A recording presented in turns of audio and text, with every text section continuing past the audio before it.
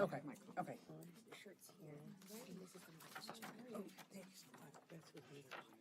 Around are the presenters going in order?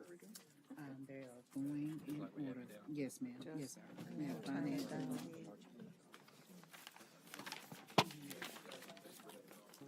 Okay, so push it back up again like you had. Okay, now.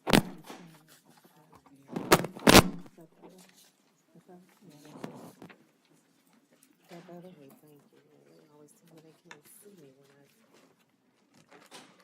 Well, that's why we have to turn down and It is now 6:30 p.m., and I would like to call to order the June 11th, 2018 study session of the Board of Trustees of the Aldine Independent School District. Let the minutes reflect that we have a quorum with all members present. Our first part of business will be, I think, Dr. Tamika Alfred Stevens will make a presentation of her presenters here anyway. You're on. Thank you, Mr. Mead, and all assembled.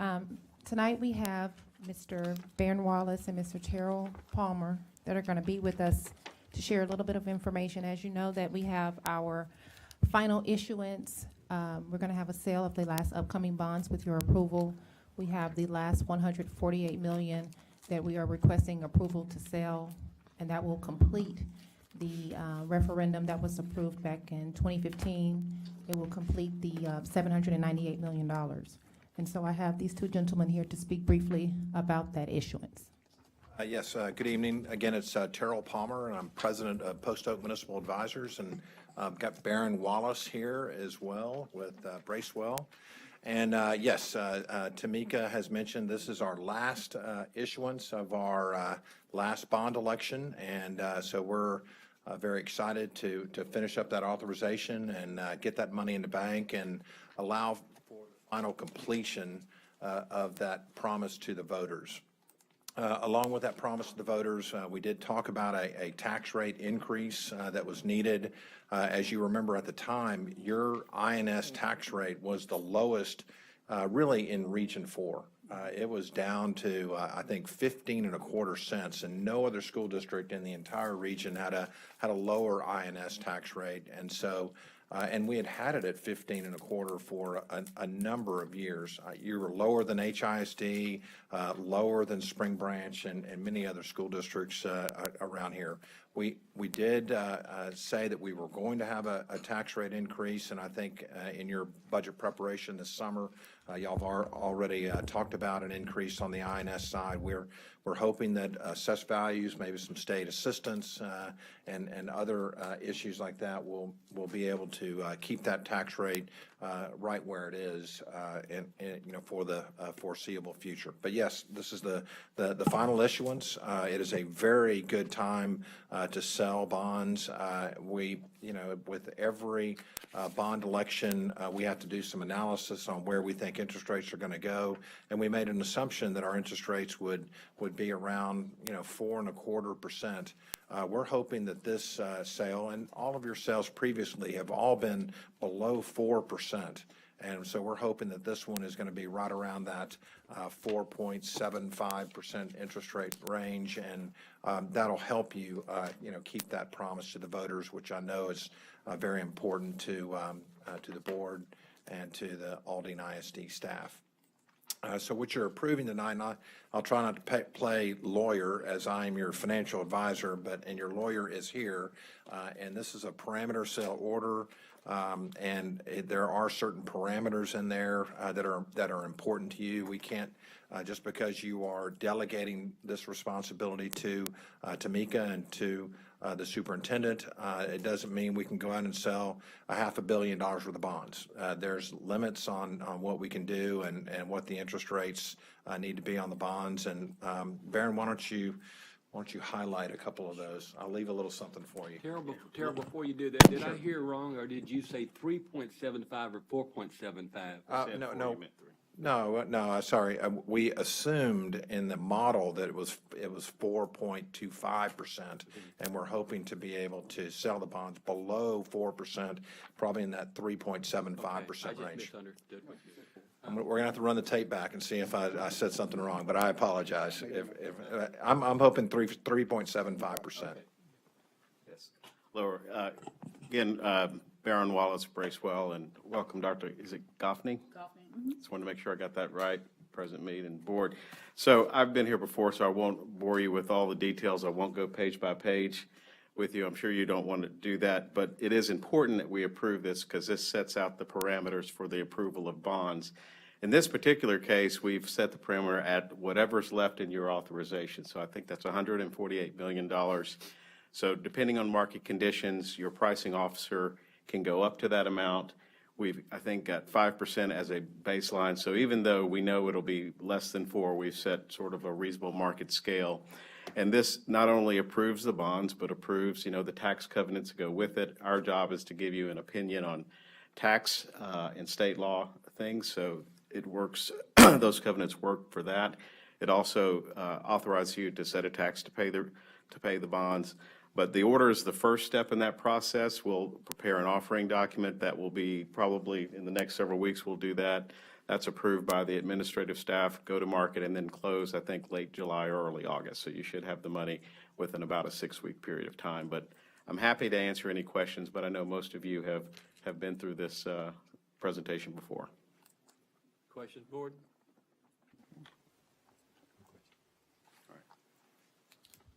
Thank you. Thank you. That concludes my part of this agenda, Mr. Meade. Thank you, ma'am. Patrick, move time.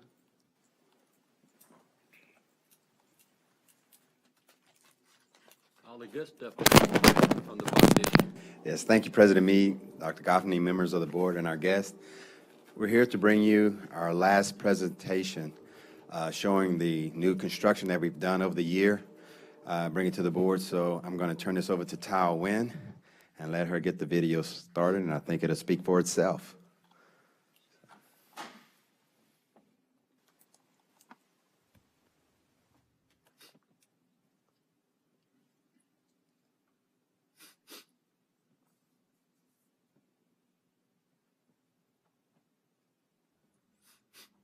New construction for bond 2015. Not started yet.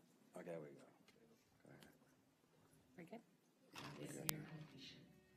In addition to 2 replacement schools, 8 new campuses have been built across the Aldine Independent School District. 2 years have been dedicated to creating exceptional learning facilities for our students and teachers, demonstrating our long-term commitment to quality education.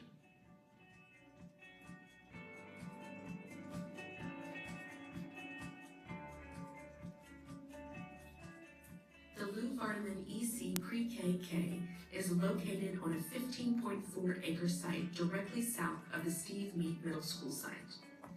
Construction for the Lou Vardaman EC Pre-KK campus began in February 2017, and the campus will be fully occupied by August 2018. Specializing in early childhood development, the new facility is approximately 104,000 square feet. The Lou Vardaman EC Pre-KK campus includes 2 pre-kindergarten classroom clusters, 3 kindergarten classroom clusters, and a cluster for students with special needs. Each cluster has its own activity space. This unique feature ensures that the students will receive concentrated, grade-level specific instruction while providing more collaborative space for the instruction professionals.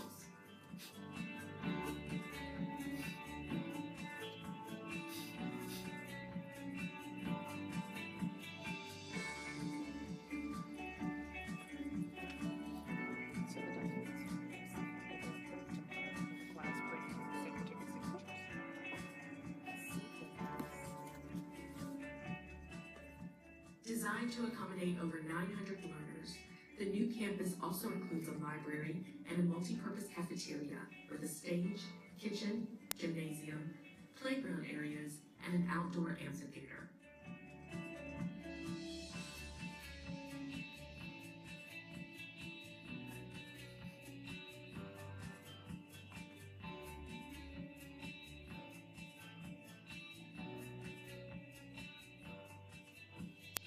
As the new home of the Pandas, the Lou Vardaman EC Pre-K campus is sure to provide a nurturing academic facility for Aldine's newest and youngest learners.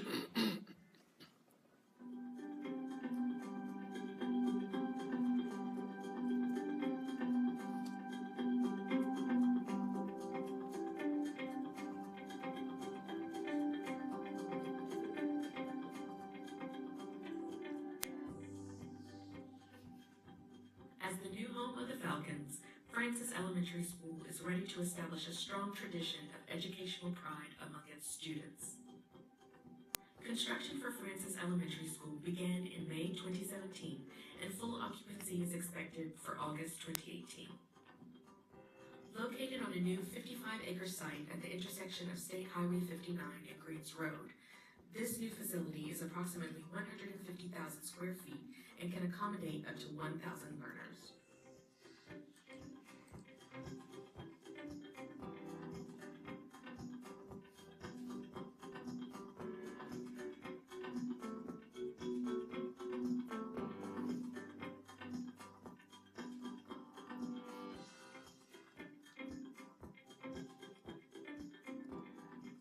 The new elementary school features 52 classrooms, multiple science and computer labs, and special needs classrooms. Francis Elementary School houses a new library, art studio space, a music hall, a cafeteria, and a gymnasium.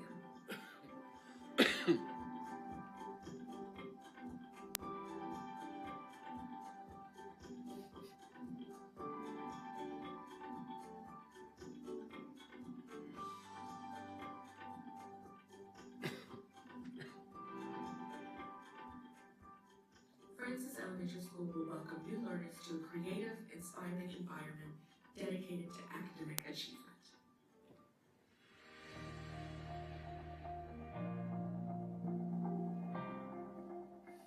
The new Marine Jones Middle School is located at Townsend Boulevard on a 50-acre site near the intersection of FM 1960 and Townsend Boulevard. This new one-story facility is approximately 202,000 square feet and is designed to accommodate 1,200 learners. The construction on the Marine Jones Middle School began in February 2017 and will be fully occupied by August 2018. The campus includes a state-of-the-art library and media center, a dedicated space for the Leadership Officer Training Corps program, and 6th through 8th grade science labs with adjoining prep rooms. The Marine Jones Middle School campus will also have competitive athletic facilities, including performance and practice gymnasiums, practice fields for baseball and football, a running track, and tennis courts. A teaching theater was also added as a special feature to the new campus. With space for over 1,200 students or adult learners, the auditorium-style room will be a central feature for shared instruction and to conduct professional staff development. The school also includes art studio rooms, special needs classrooms, computer labs, collaborative learning areas, and over 40 general classrooms. The courtyard and outdoor classrooms serve as interactive alternative spaces for classroom instruction and student learning. The Marine Jones Middle School campus comes equipped with flexible spaces for all grade levels. These spaces allow teachers to share ideas, activities, and create cross-curriculum instructional opportunities for their students.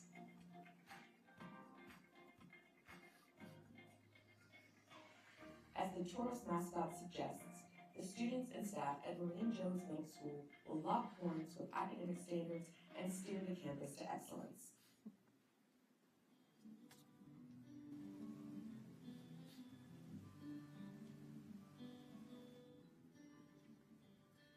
Construction for Merlin D. Griggs Senior EC Pre-KK began in February 2017, and full occupancy is expected in August 2018.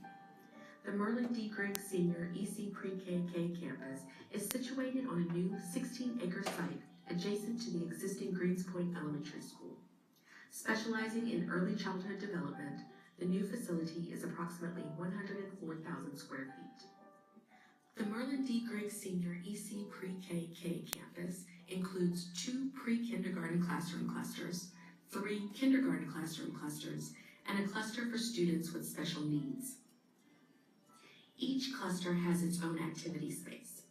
This unique cluster ensures that the students will receive concentrated, grade-level specific instruction while providing more collaborative space for our instructional professionals.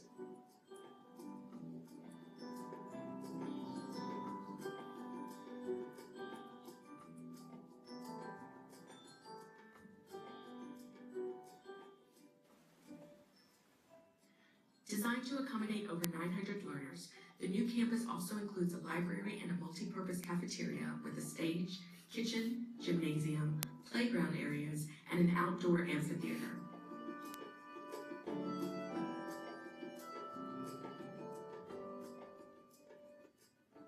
The Merlin D. Griggs Senior EC Pre-KK will be the new home of the Gators.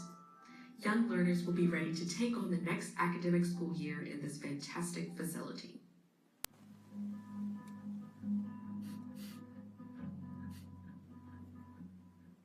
Dr. Viola Garcia Middle School is currently being erected on a 42-acre site near the intersection of Veterans Memorial and West Mount Houston Road. The construction for Dr. Viola Garcia Middle School began in January 2017 and will be fully occupied by August 2018. The campus includes a state-of-the-art library and media center, a dedicated space for the Leadership Officer Training Corps program, and 6th through 8th grade science labs with adjoining prep rooms. The Dr. Viola Garcia Middle School campus will also have competitive athletic facilities, including performance and practice gymnasiums, practice fields for baseball and football, a running track, and tennis courts. A teaching theater was added as a special feature to the new campus.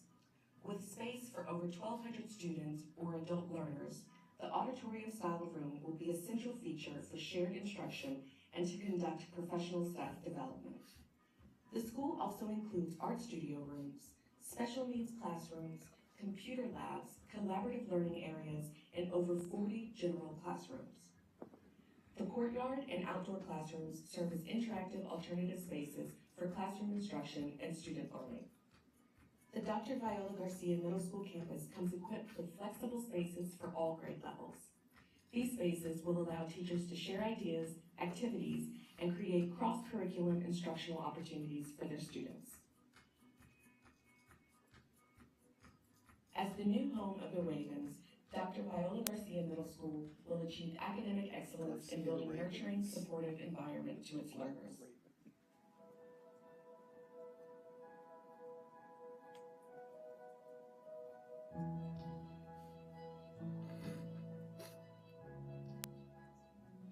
Construction for Johnson Elementary School began in April 2017, and full occupancy is expected by August 2018. Johnson Elementary School is located on a 22-acre site at the intersection of State Highway 59 and Homestead Road. At approximately 150,000 square feet, Johnson Elementary School will accommodate 1,000 students. The facility includes 52 classrooms, science and computer labs, special needs classrooms, library, art studio, music hall, cafeteria, and gymnasium. As the new home of the Jaguars, Johnson Elementary School will welcome new learners to a great facility committed to educational excellence.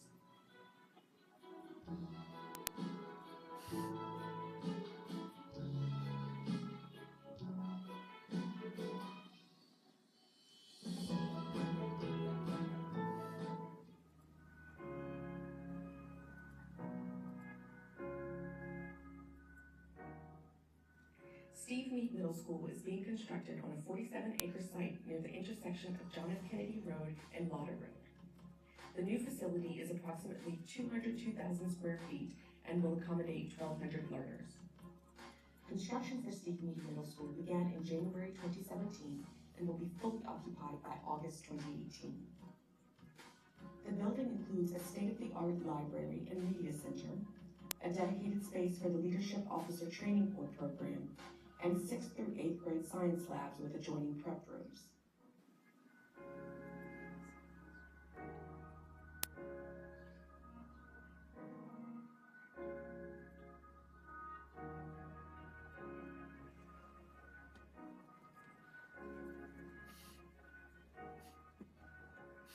The Steve Meade Middle School campus will also have competitive athletic facilities, including performance and practice gyms, practice fields for baseball and football, a running track, and tennis courts. A teaching theater was added as a special feature to the new campus. With space for over 1,200 students or adult learners, the auditorium-style room will be a central feature for shared instruction and to conduct professional staff development. The school also includes art studio rooms, special needs classrooms, computer labs, collaborative learning areas, and over 40 general classrooms. The courtyard and outdoor classrooms serve as interactive alternative spaces for classroom instruction and student learning. The Steve Meade Middle School campus comes equipped with flexible spaces for all grade levels. These spaces will allow teachers to share ideas, activities, and create cross-curriculum instructional opportunities for their students.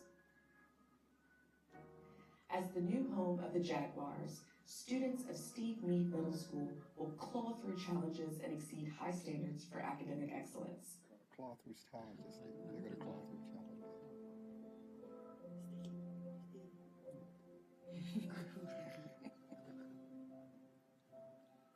Aldine Independent School District recognizes the important role high school plays in the academic career of our students. Construction on the new Dr. Archie L. Blanson Career and Technical Education High School began in November 2016, and the first intake of students is expected in August 2018. The new CTE campus is located on a 44-acre site near the intersection of West Road and Deer Trail Drive. Some unique features of the CTE campus include robotics, animation, logistics, automotive collision repair, diesel mechanics, engineering, machining, welding, and health science programs. Also included are state-of-the-art science and computer labs, a video production lab with sound studios, and integrated building technology. The Dr. Archie L. Blanson CTE High School aims to prepare students for 21st century jobs through hands-on instruction, a solid academic foundation, and an unsurpassed education facility.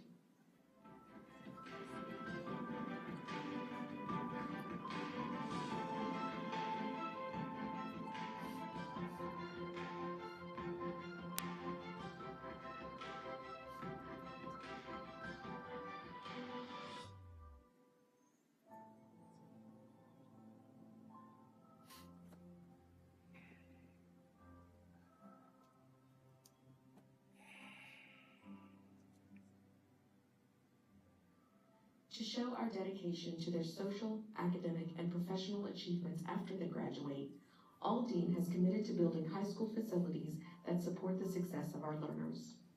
At its core, the new Dr. Archie L. Blanson Career and Technical Education High School will prepare students for high-skill, high-demand careers, offering 21st century workforce education programs that establish pathways to employment, future degrees, and much more.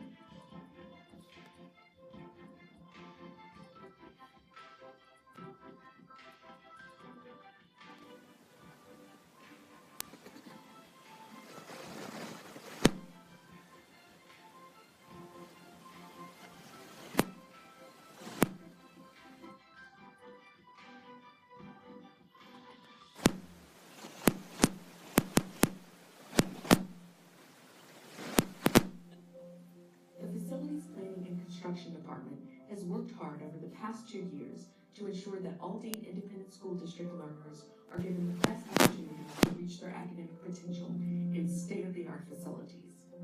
The construction and upkeep of new school facilities under Bond 2015 promotes learning and ensures that our students are engaged, stimulated, and challenged throughout their academic careers and future endeavors.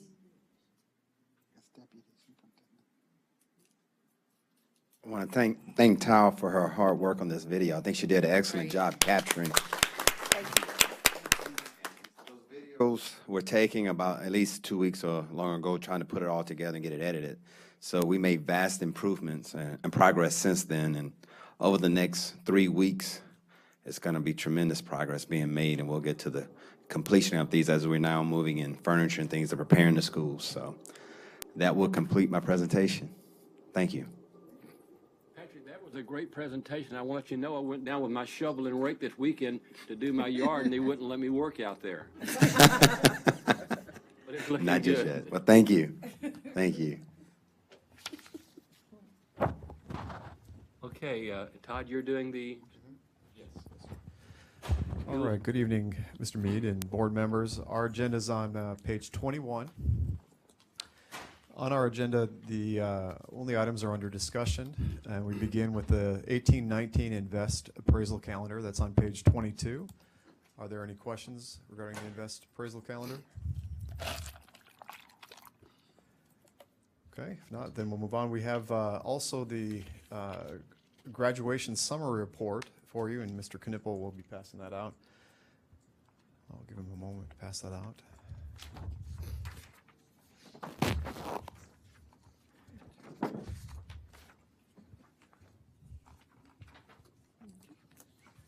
Thank you very much.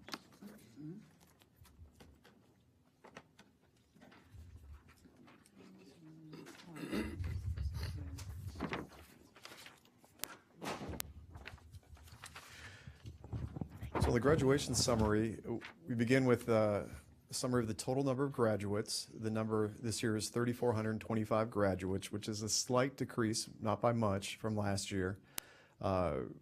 Particularly, there was a decrease at MacArthur High School from 835 of 17 to 751, which is just a bubble as students going through.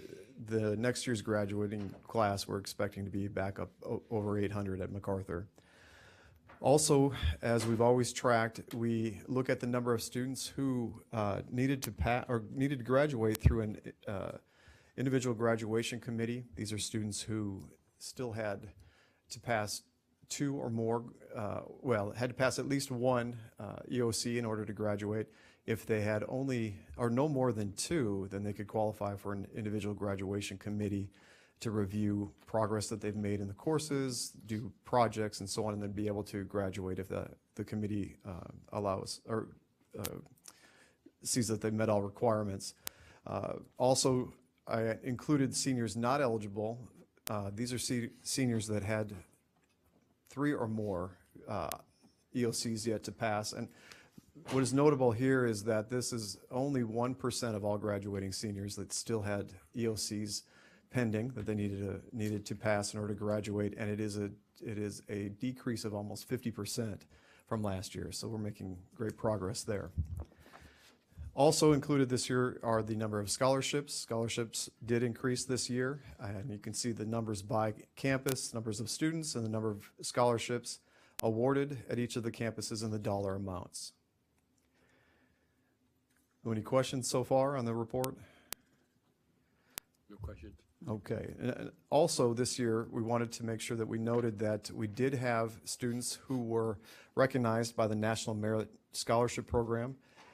These are recognitions that originate from the 11th grade PSAT test, and students who are top performers progress through the National Merit Scholarship Program. So the top 50,000 students in the nation are recognized at 3 different levels. The beginning level are the commended scholars, and we were very proud that we had a commended scholar this year. From that point, the next 2 levels are semifinalists and then finalists, and then there are the merit scholars, and that is something that we're working towards achieving for our students in the future.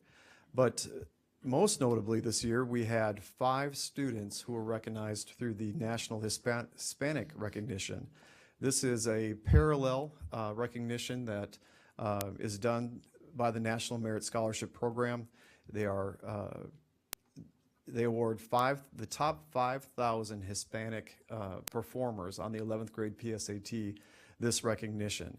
There's not a scholarship linked to this recognition, but it does look fantastic on their applications when they apply for college.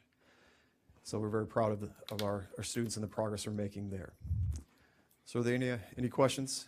Yes, Dr. Davis? Yes. This 42 seniors that were not eligible for the IGC, are those seniors that are going to graduate in the summer? That is our hope. Okay. Yes, all 42 students are offered remediation, accelerated instruction at summer school right now, and we'll have an opportunity to retest at the end of June. Yes. And if they meet their requirements, then we will graduate them. They have already completed all of the projects necessary for graduation through the IGC committee, but it's just that they still need to pass either 1 or 2 more EOCs in order to qualify. Yeah. All 42 of these in summer school? They were all offered summer school.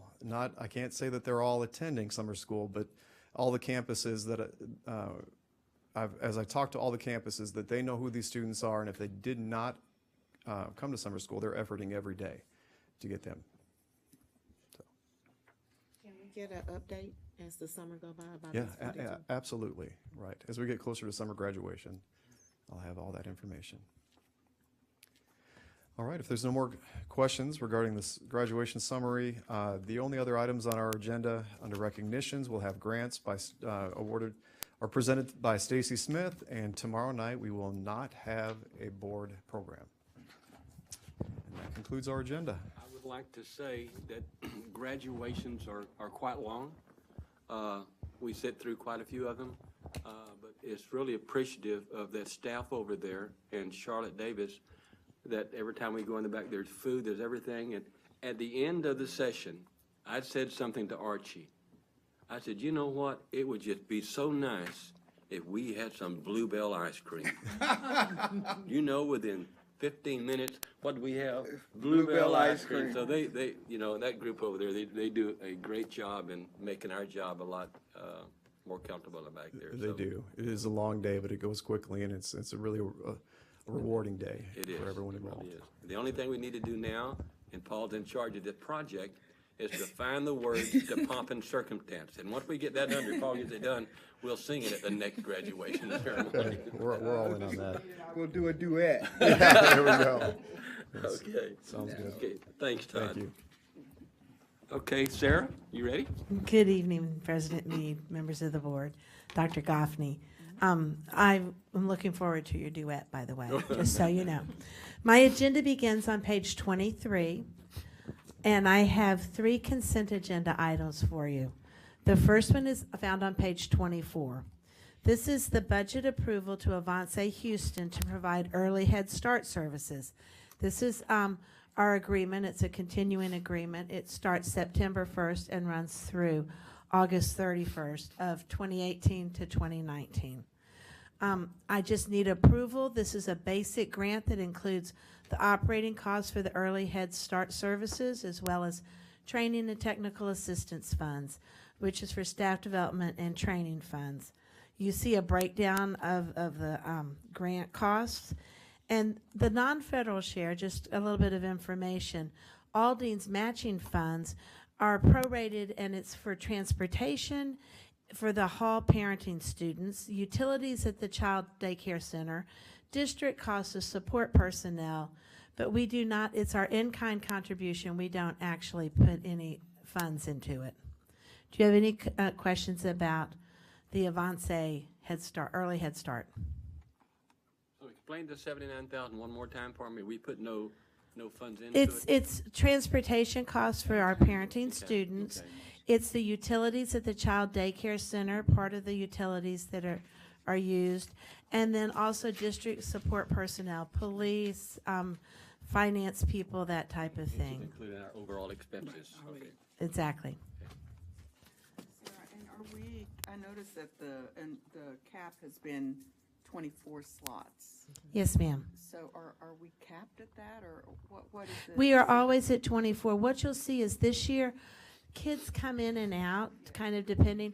So 30 different families were supported this year, but there's always just 24 slots. So, And that's I Based on the wanna know funding. Why they're only 24?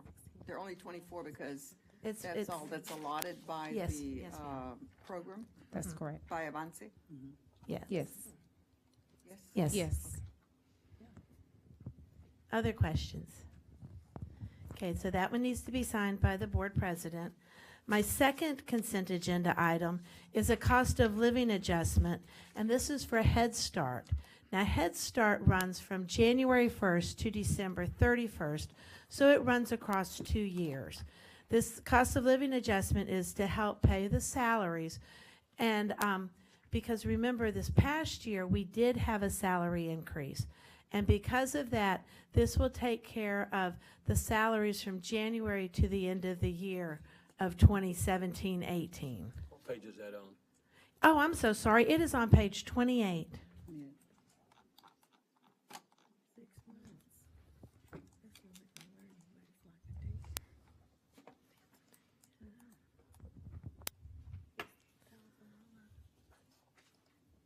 So this is a 2.6% increase.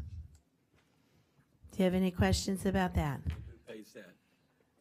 I'm sorry. Who pays that? Avance, this is our request to Avance to Okay. have a cost of living adjustment.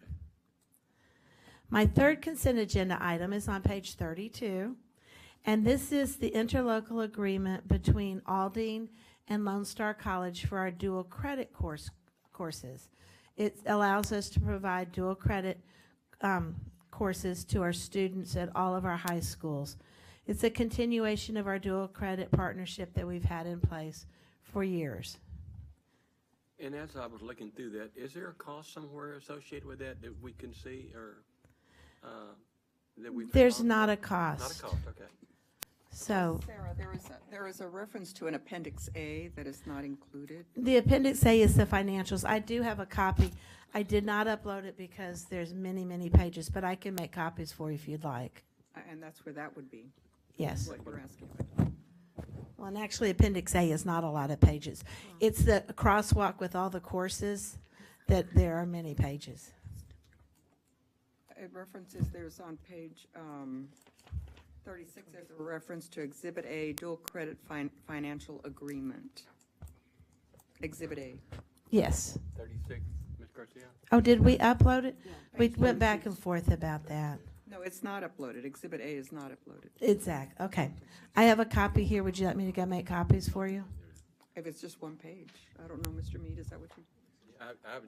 I just wasn't sure what the costs were associated with that. I didn't know if there was a cost or whatever it was. The tuition is waived and certain fees, just certain fees are assessed, but it really is of no cost to our students.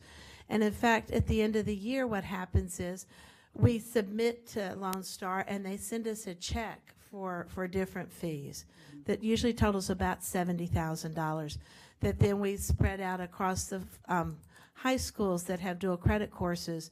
It's weighted, so however many courses you had, you got that percent. Thank you for that. You're welcome.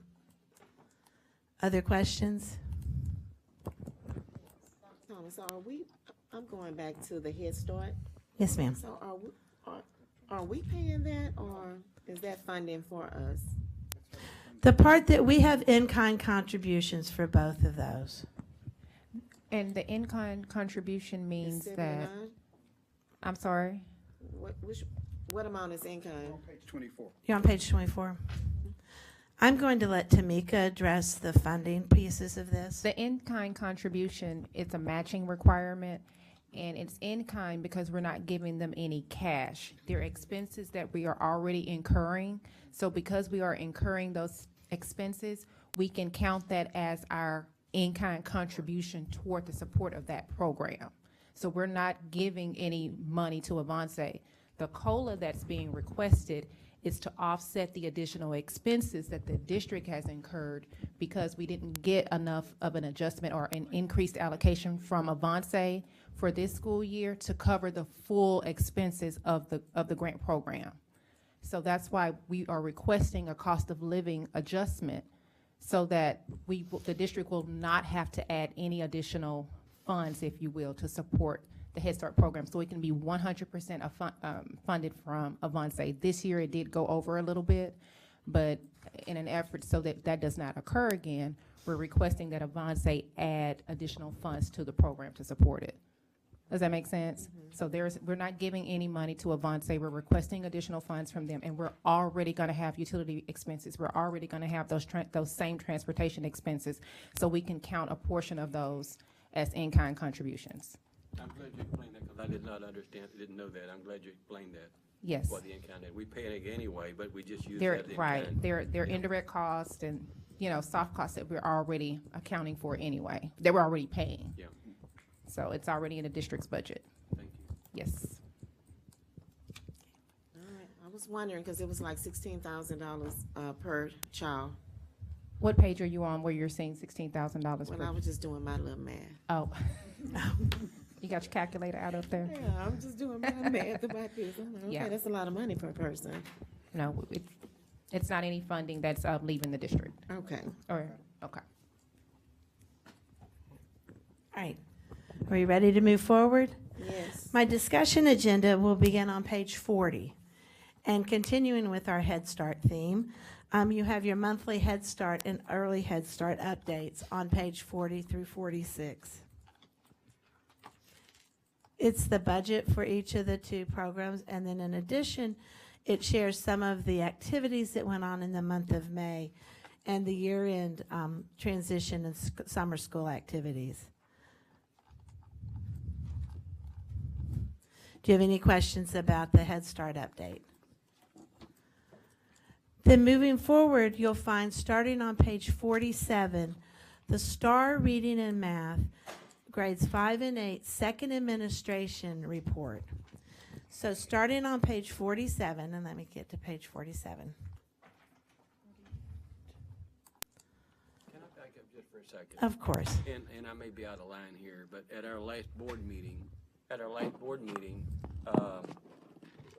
Patricia had asked some questions in reference to how we had certain percentage of teachers, and that thought we were going to get some sort of a presentation. Dr. Alfred Stevens has that. Would you like to go ahead and do that now? Well, whenever. I just want to be sure that we covered it all where we all Yes. understood it, and Patricia had asked for that last meeting, so we want to cover that. Mr. President, if I may, in my research and during my transition, I found out that there are a lot of things that fall under curriculum and instruction where she does the report.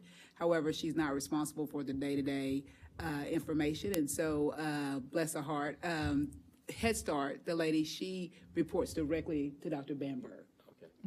And so, long story short, when we were having this discussion, she works closely with Dr. Tamika because of the financial piece. That is correct. And so what I've asked her to do is to come up with a way of looking at all of our early childhood programs and seeing what the qualifications are, as well as the accountability pieces.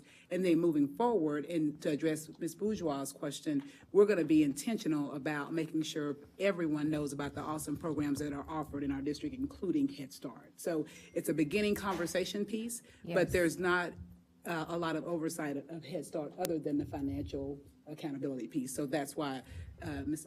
Doc, you'll be providing that presentation. And there's a section on the discussion agenda for me where I'm going to share our criteria for enrolling kids in our overall pre-K program. And then I'll speak directly to the Head Start program because it does have some unique requirements that are separate from the regular pre-K program. And so I was going to address that there and also talk about what we're doing to promote our pre-K program. And some of that information was uploaded for you. You could see the flyer, the banner that's on our website, and to also share with you all an upcoming event that we're going to have in July that's going to be over at Aldine High School in an effort to promote our pre-K programs. Instead of the parents coming to the campus, we're going to be out in the community, if you will, so that the parents can access the information there as well. So I'll go a little bit more into that if y'all don't mind at that time, Mr. Mead and Dr. Goffney. And if we have any additional questions about the pre-K programs or Head Start, of course, I'll be more than happy to address those.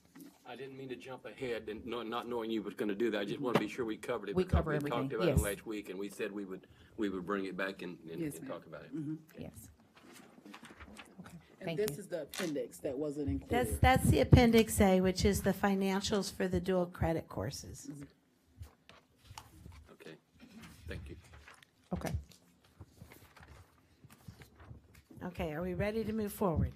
Okay, so what you'll find, I've now moved to the STAR Reading and Math, grades 5 and 8, second administration, which you will find those scores starting on page 48. And what you will find under this section, there are two different reports. The first is the cumulative report. So if you look on page 48, you'll see reading, grade 5 English. It shows the first administration, the students approaching grade level, meeting grade level, and mastering grade level. The second administration, and then the cumulative amount, or the cumulative score, which is what our accountability is based on. Sarah, before you go on, could you restate or help us remember, is approaches grade level the acceptable level? It is considered passing. Okay. Thank you. You're welcome. And so for our purposes, for accountability, That is correct. But we really want our students at least at meets. And what you'll find as we look through these scores is we are starting to really see an increase in the number of students who are meeting and mastering at the grade level. That was confusing to me, and I've mentioned to several people. It doesn't make sense to me at all. Approaching grade level, and you get 63%. You don't meet you meet grade level at 32%. Where is the approaching stop and the meeting begin? So 63. It's a subset. So approaching is 63% of our kids are at approaching. Okay. At that Oh, that's what it 63%, means. then 32% of that group is at meets, and then a subset of that, 11%, is at masters. I did not understand that. Yes. Okay. That It's very confusing. Okay. And when we Part of it. start trying to figure out I'm sitting here accountability reading scores, this, all these 900 pages, and I'm looking through there, and I'm thinking all along. this doesn't equal 63 for the 100. kid, 63% are close, they're approaching it, but only 32 are meeting it. I'm just thinking, how close are we getting together? Well, I understand now, okay, so 63% of all of our kids approached, Yes, and out of those 63%, 32% met. exactly. And then out of that 60%, 10.93 mastered it. Exactly. Now Now, we're- that was for the first administration. Okay. And then we take the second administration, and so all the way over at the far right, you'll see we are now at 69% approaching, 32.5% meets, and 11% masters. So we're about 6%. And that's what accountability is based on. Okay.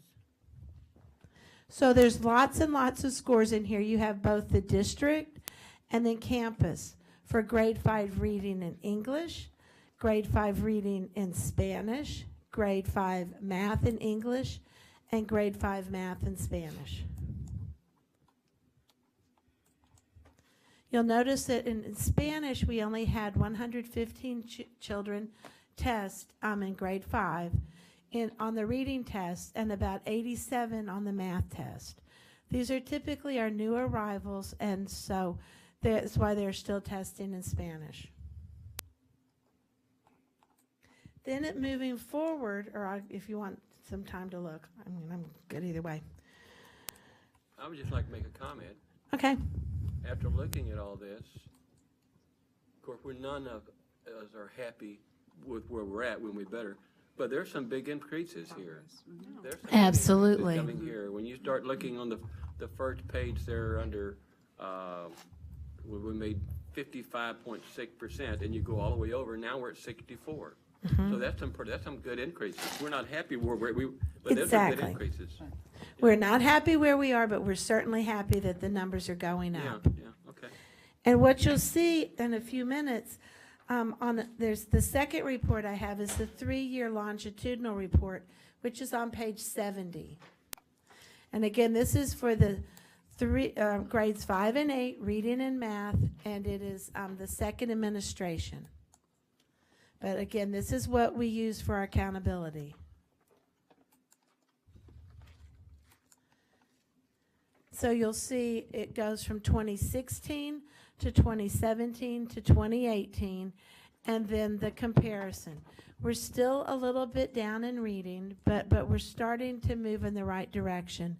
So 2016 was at 68.57, and 2018 is at 69.21. So we're sitting almost right at the same, but again, we're improving. Well, those charts really makes it easy for you to see They do. where you're at. Yeah. And if you look at our campuses starting on page 71, there's some real highlights. And if you look at our LEP students, our limited English students, it's about, for each campus, it's 1, 2, 3, the fifth line down. Overall, our LEP students are increasing dramatically. So, for example, at Caraway, approaches this year at the comparison approaches there, it's up by 16.74%. That's really exciting.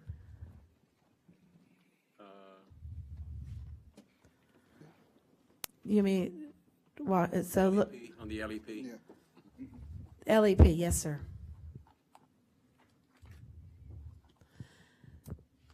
So that's our reading and math, a 3-year longitudinal, as well as then the first and second admin for this year put together.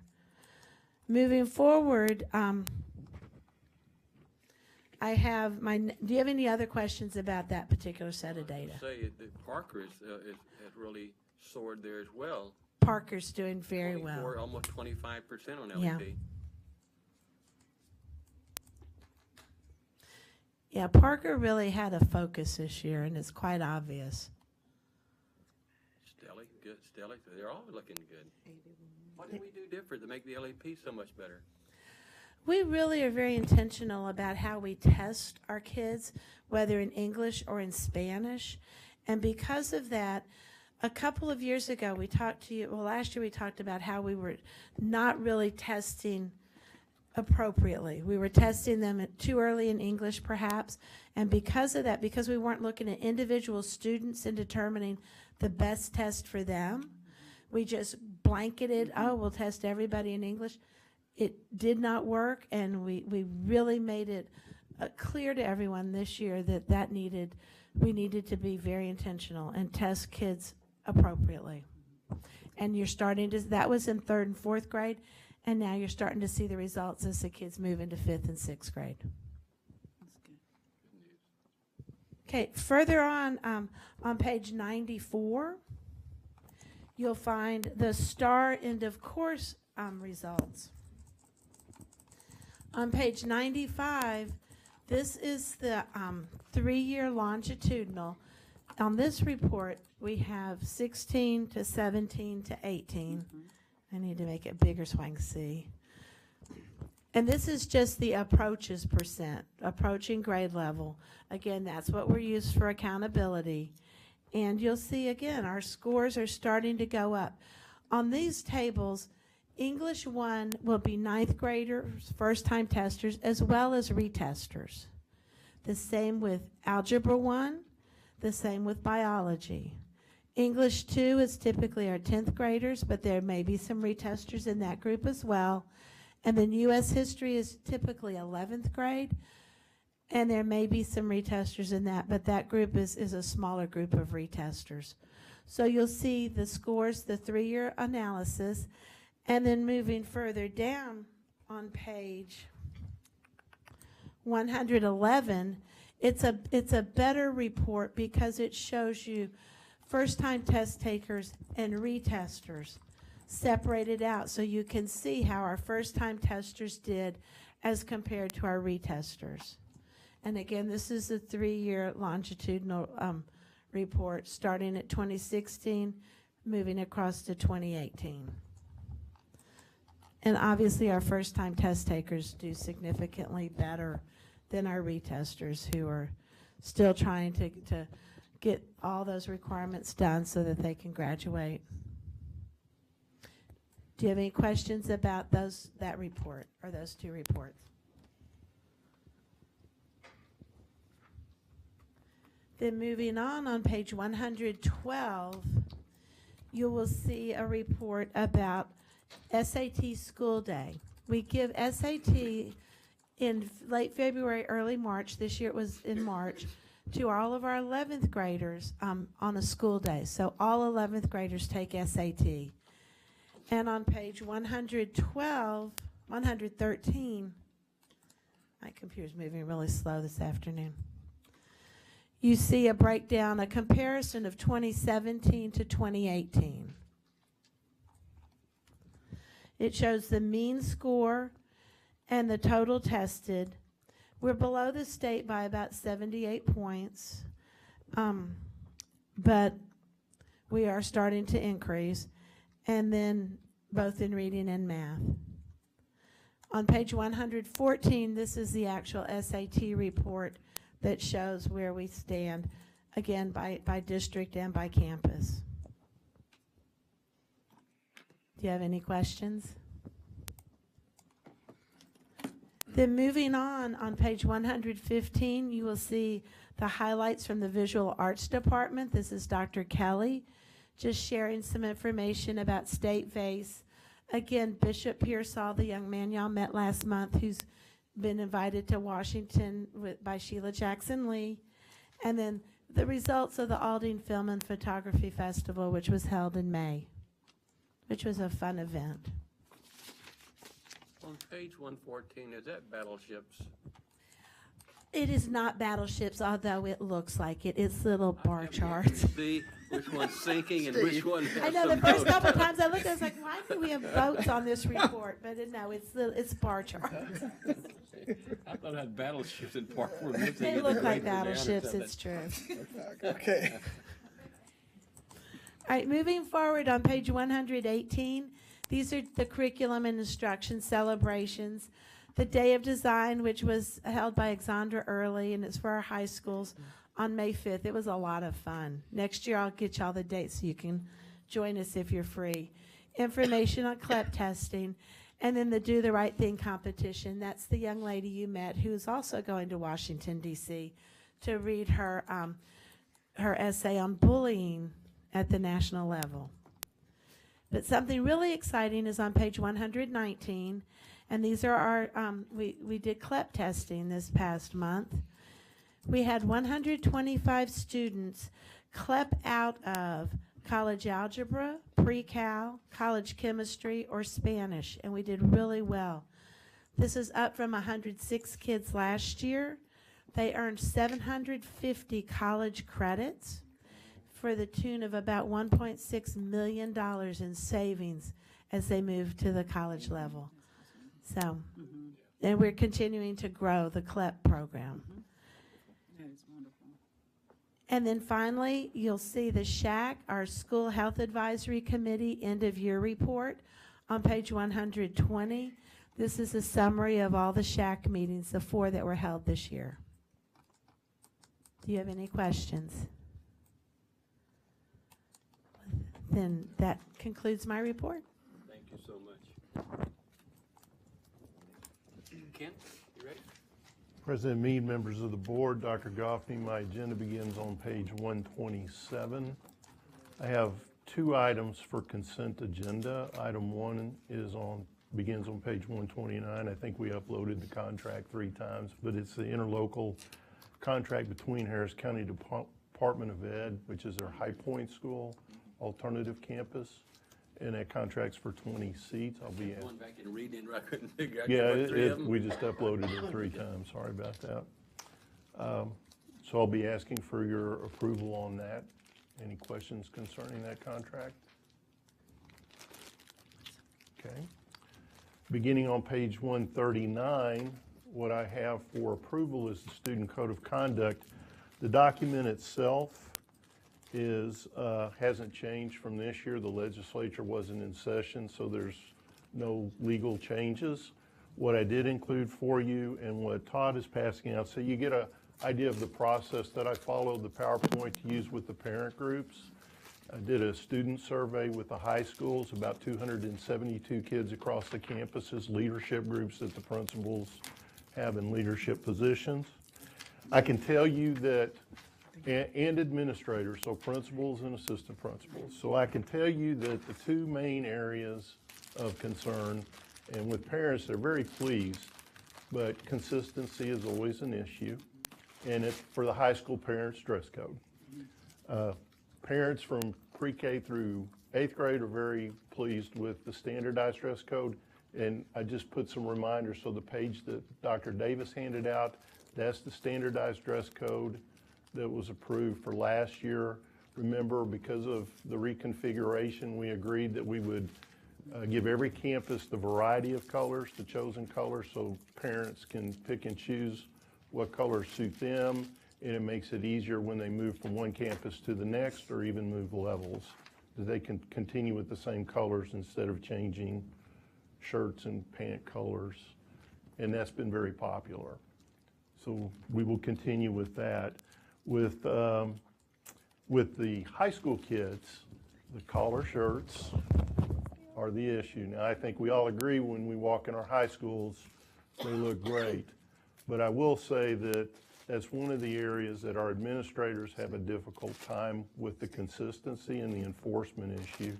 So what we'll be doing, just for dress code, is remove that collar shirt requirement for high schools. Everything else will still be in place, and you have a copy of that. I believe I've got that on page, it's towards the end. Let me go to page 197. And so we will, I didn't include the collar shirt. I just took it out, and the rest of the dress code remains the same.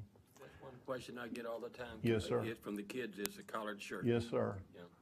Well, Collared shirts. we're listening. Yeah. Parents are similar with that at the high school level. So we will move forward with that. And then on page 200, just a minor change with the cell phone policy. So if you walk into our high schools, earbuds. So kids really aren't talking on the phone, they're listening to their music. So in the morning when they're on the bus, when they're coming in the morning, in the cafeteria, transition time. So we're going to put a piece in there where they're allowed to wear their earbuds. Phones are still put away, they're in their pocket or something. But as long as that's not interfering with instruction, we're going to move forward with the earbuds being allowable during those transition times, cafeteria time, before school time. But not in the classroom. Not in the classroom unless the teacher has and really, to be honest with you, with the Chromebooks we have and computers, there's really not, there will be times where teachers will allow students to use their cell phone for some sort of research. So that's still available, but that's at teacher direction. So we'll be moving forward with that as well. I think addressing those two issues will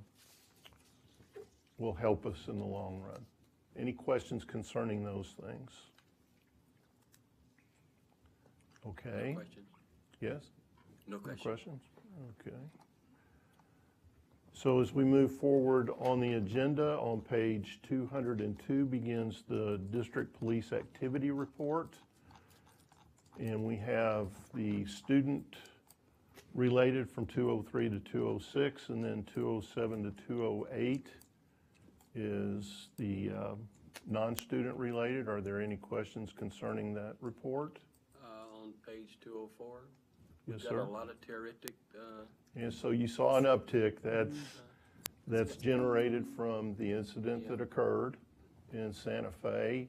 And unfortunately, we had a number of call-ins, mainly social media, but then it'll come to a call. We actually had a couple instances where the FBI actually contacted our police. They were monitoring very heavily too in the entire area. Every district had an uptick in that. And so we followed up on every one of those concerns. So were any of them? we had a couple, yes, sir. We sure did. And they're dealt with the student code of conduct, and in a couple of cases, they were arrested. So they've got the criminal piece and then the administrative piece from our part. Can you educate me on exactly how that is monitored? I mean, again, I'm not social media savvy, but do we have someone here who is actually looking for that type of stuff? Is there? So we don't have someone that looks at that kind of stuff yet. I actually have visited with a company and I'm close to finalizing, taking a look at a contract that they would monitor that. And what they use is a combination of markers for the area, and they monitor all the social medias. And if certain points hit, then they'll notify the district that we think we have a threat or there's a viable threat, maybe not viable, but this is something you may want to pay attention to. And what they've informed me of, and this is what kind of caught our interest to begin with, it's actually very useful for kids who are posting things about suicide. And they say over 60% goes to that area and a 40% about school threats. So they can't identify to the person, but they can kind of set you in the right direction where we can do some more research. Mr. Shanklin, to be honest with you, kids come forward and say, I got this post, and we're able to kind of research it that That's way. what I was wondering, is that if we're not doing it in-house, we're waiting kind of word of mouth, maybe from a child or from another source. Usually there's sources that come forward way before the time, yes.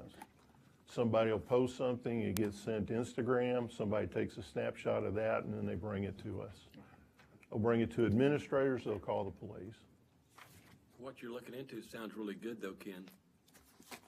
Well, we think it'll be helpful. A couple of other districts in the area are going to use it as well. So we think that's going to be very useful. We'll see. And they are a nonprofit, and they will do it without cost to us. No, I just cut the budget in other areas so we could afford it. But it's important. I think it's important this day and time for sure. On page 213 is your discipline dashboard, and that's your monthly update, kind of the dashboard for our discipline. Any questions concerning that?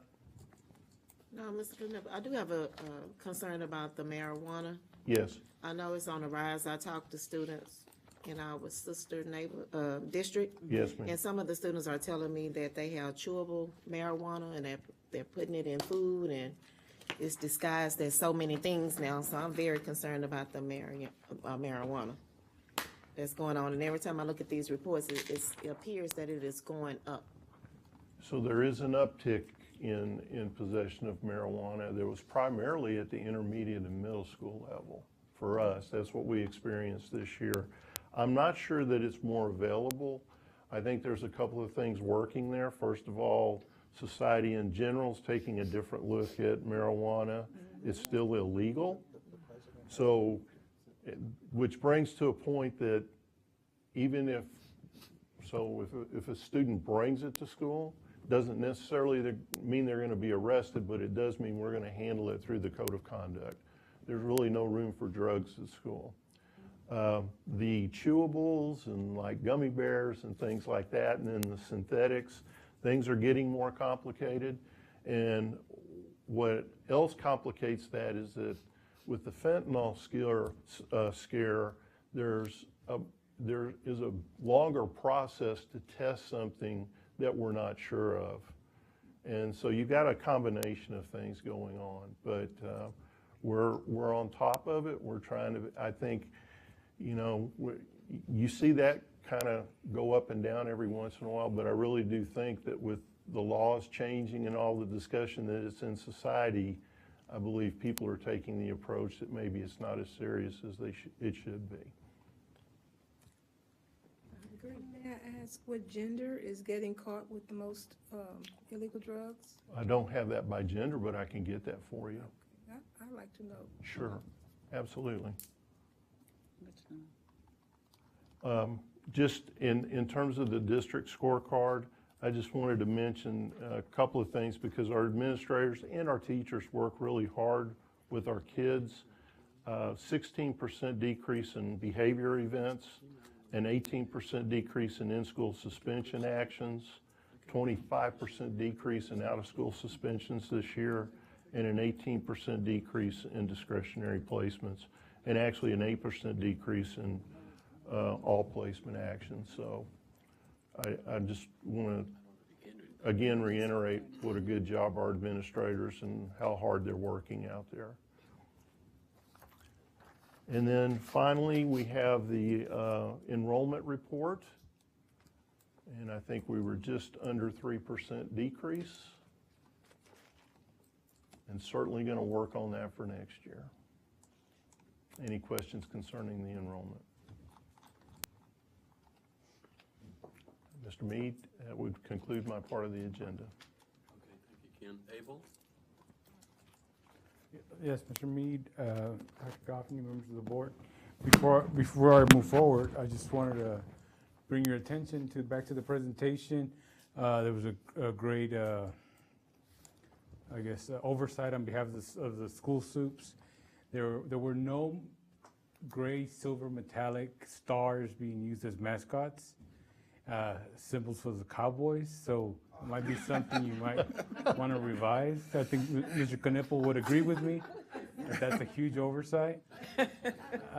So No cowboys. I just wanted to bring that to your attention. My agenda begins on page 217. We'll have to look into that one. Yes, my agenda begins on page 217. And my first item is the discussion items, our calendar, which is on page 218. You will see important dates here for you to remember. June 14th through the 16th, we have the Summer Leadership. You all have the Summer Leadership Institute. July 16th, 17th, the Administrative Conference from 8 to 5. And then July 16th is the actual Apple celebration. Tentative, Tentative. Okay. The time or the date? the date. Okay. So it's tentative, but we will, of course, you'll get an invitation from us for the event, and hopefully you can join us. And then also, I'd like to bring your attention on page 220, you will find our monthly media update. Find a number of stories from the past month for you to review if you have not done so. And then, so you know, our recognitions we will not have our regular recognitions. We'll only be recognizing we'll be recognizing our business partners. As you remember, we decided on three times out of the year to recognize business partners. This June, we will be recognizing Baker Ripley for all their efforts. I'm sure many of you know all that they have done here in the last, actually they've been now for over 4.5 years in Aldine working, and they're about to open up their center as part of the Aldine Community Center. Do you know when that is, when the opening date is yet? That is a very good question. I've been asking around, but you know what? The CEO will be here tomorrow, so we can ask her all the questions we need to ask. But they're literally, I think, days away, if not weeks away from opening up. And I don't know how, but they said they are because there's still a amount of dirt around them. Like it to me. But the building itself is about ready to be open. So How about the 911 building? Is it, it can be completed at the same time? I think they're on a longer schedule because it's a larger facility. But I'm not sure. We'll find out. We can find out on the 911 center. But like I said, Baker Ripley will be joining us tomorrow. Again, it's been over 4 years, and they've been doing some incredible work with our district, not just with the community, but with our district.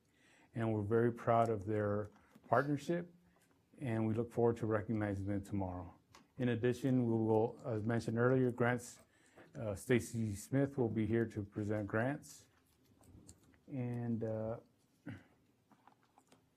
I think that completes my report. If there are any questions. You don't have dates for like summer graduation yet? I think at the time we did not have the final date, but I think, no, we don't have it as of yet. But we will complete this and update it for you all as soon as we get all that information done. Nor the time for the convocation? That morning or afternoon? The convocation will be morning and afternoon. We'll have, right now, We'll the have plan is to two have two because there's not enough room for non-professionals, and we thought that it was important that we do something for professionals, and there's a keynote who's coming for professionals, and then in the afternoon, we'll repeat the program pretty much, but I'll be the keynote for our non-professionals. Yeah, and you'll be getting, like I said, you'll be getting more information from us and from Yolanda on all these events. If there's nothing else, then that concludes my report. Okay. Thank you, Abel. Mr. Walt. Mr. Meade, Dr. Goffney, and board members, my agenda is on page 258. The first item is on the consent agenda is the approval of release of judgment liens on those the district has received all the portions of the judgment, and we are requesting to release the liens on those properties. There are no questions. I'll go to the second item, which is on page 260, and that's the release of our abstract liens. Again, the district's portion has been paid, and we are asking to release the liens on those properties as well. Moving on to agenda item on page 261. That's the authorization of resale of properties that have been struck off to the district. As you know, when they're struck off, we're not receiving any taxes on those properties, so we go back out for resale and we reduce the amount. You'll see a chart attached which shows the recommended minimum bid, the amount of the judgment, and the value of the property. So hopefully we'll get those properties sold and they'll be back on the roll again. So on those recommended minimum bid, if someone is that a starting bid, or if they only give that, would they sell it for that? Are there a certain number, a certain value that they won't sell it for? It's sort of a case-by-case basis. Our attorneys are there, and occasionally we can draft somebody from finance to go with us, but it's on a case-by-case basis. Most of the time, we are able to get above the minimum bid. You have several buyers that frequent the auctions, and so they bid against each other to get those properties. So oftentimes, we are above the minimum bid. So they're not reserved, per se, a reserve bid? No. Any more questions about the resales? All right, my next agenda item will be on the committee report agenda, and that's on page 4. Oh, I'm sorry, hold on. 264. On page 264 is the approval of the partnership extension agreement with Yes Prep on page 264. And what that is, our current contract expires on 6/30 at the end of this month. When you first approved this, and for the 2013-2014 school year, it was for a 5-year period. So we are now at the end of the 5-year period, and we are proposing to continue that program for another 5-year term. So as you know, we are now expanded into Eisenhower High School, and the kids start off at the Hoffman Yes Prep School and move forward to Eisenhower High School. I know why we did it, because we don't want to lose the kids. But looking at the reports that we had over the weekend, when you look at the grade between the prep and us, there's not probably more than 2% difference in their grades and our grades, the way I'm looking at it. Is that true? Can you address that? I was going to say that helps our grades. Yes, you'd look at Hoffman, you're looking at scores for Yes Prep, and where they had, I'm gonna pick a number, 18%, we had 16. I don't know where it's at now, but when I was looking through it, it looked to me that I didn't see much difference between the grade, maybe on different subjects. I'm not remembering now if it's different subject, but there was not much difference on some of them that I saw between Yes Prep and our regular course. Now, if you look at Hoffman, and just take math and reading. That's what I was looking at, Hoffman. They're at high 60s and we'll move up to 80%, and Hoffman's at 30, maybe 40%. There's a tremendous difference. You can find on page 64. 64, okay. The Hoffman scores with Yes Prep, and then the Hoffman scores without Yes Prep. Maybe I was looking at the wrong thing, but I saw a difference. Yes, it's a major difference. Maybe I was looking at the wrong thing. Let's see. 53. Hoffman with Yes Prep. 53, and without it was 42. Okay, it's 42. About 10%. Okay, I don't know where I saw it, and I thought I was looking at something wrong because I didn't see the difference. And I said it didn't make sense why they wouldn't do. So you'll see on page, I think I told you 64. With Yes Prep, approaches grade level is 59%. Without Yes Prep, it's 49%. And if you take averaging, you think about it, then Yes Prep must be significantly higher than 59 if taking them out drops us to 49. Yes. Does that make sense what I just said? So it's not that their students are scoring at 59%, it's their students plus our students. Yes. Average is 59%. So you take our students out, it's going to catapult them up to probably in the 80s. It's- What we don't have here is we don't have them isolated with just their scores. Our students are pulling them down? Yes. Fortunately, yes. Well, are there students who are pulling us up because that is included in our accountability? Well, and one thing to remember, these are all our students. These are all Aldine When you State say students. pulling them up, you're just meaning in numbers. You're not really pulling them up as far as achievement. Huh? Yes, prep are doing better on their own. That's what I'm talking about. They're not helping, they're not pulling our kids up. They're pulling Well- the cumulative average up. For accountability purposes. The accountability numbers. It makes us look better for accountability purposes. I It's the understand. instruction, because those children are our children.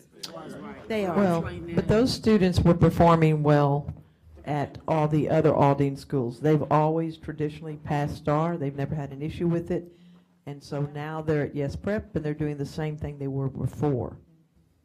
So You're really, correct. their, There are Absolutely students. correct. their performance is not really changed. They're doing exactly what they've done if you look back year after year after year. These are just, they're good students. They have very involved families. Student? Yes. They're all. They're Yes Prep, but they're Aldine, right.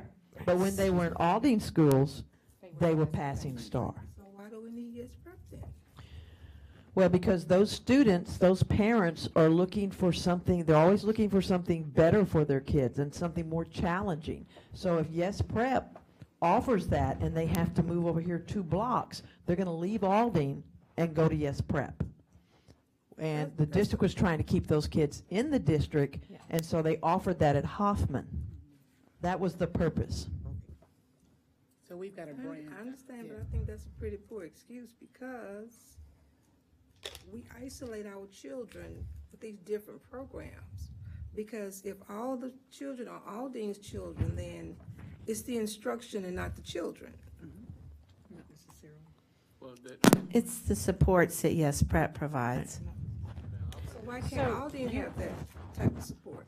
Ms. Bourgeois, you raised some really great questions, because we believe that we are in competition with the charter schools. We are in competition. We have a new charter school that just opened up off of the Beltway, on the south side of the Beltway, between, it's not Harmony, it's actually a little further east.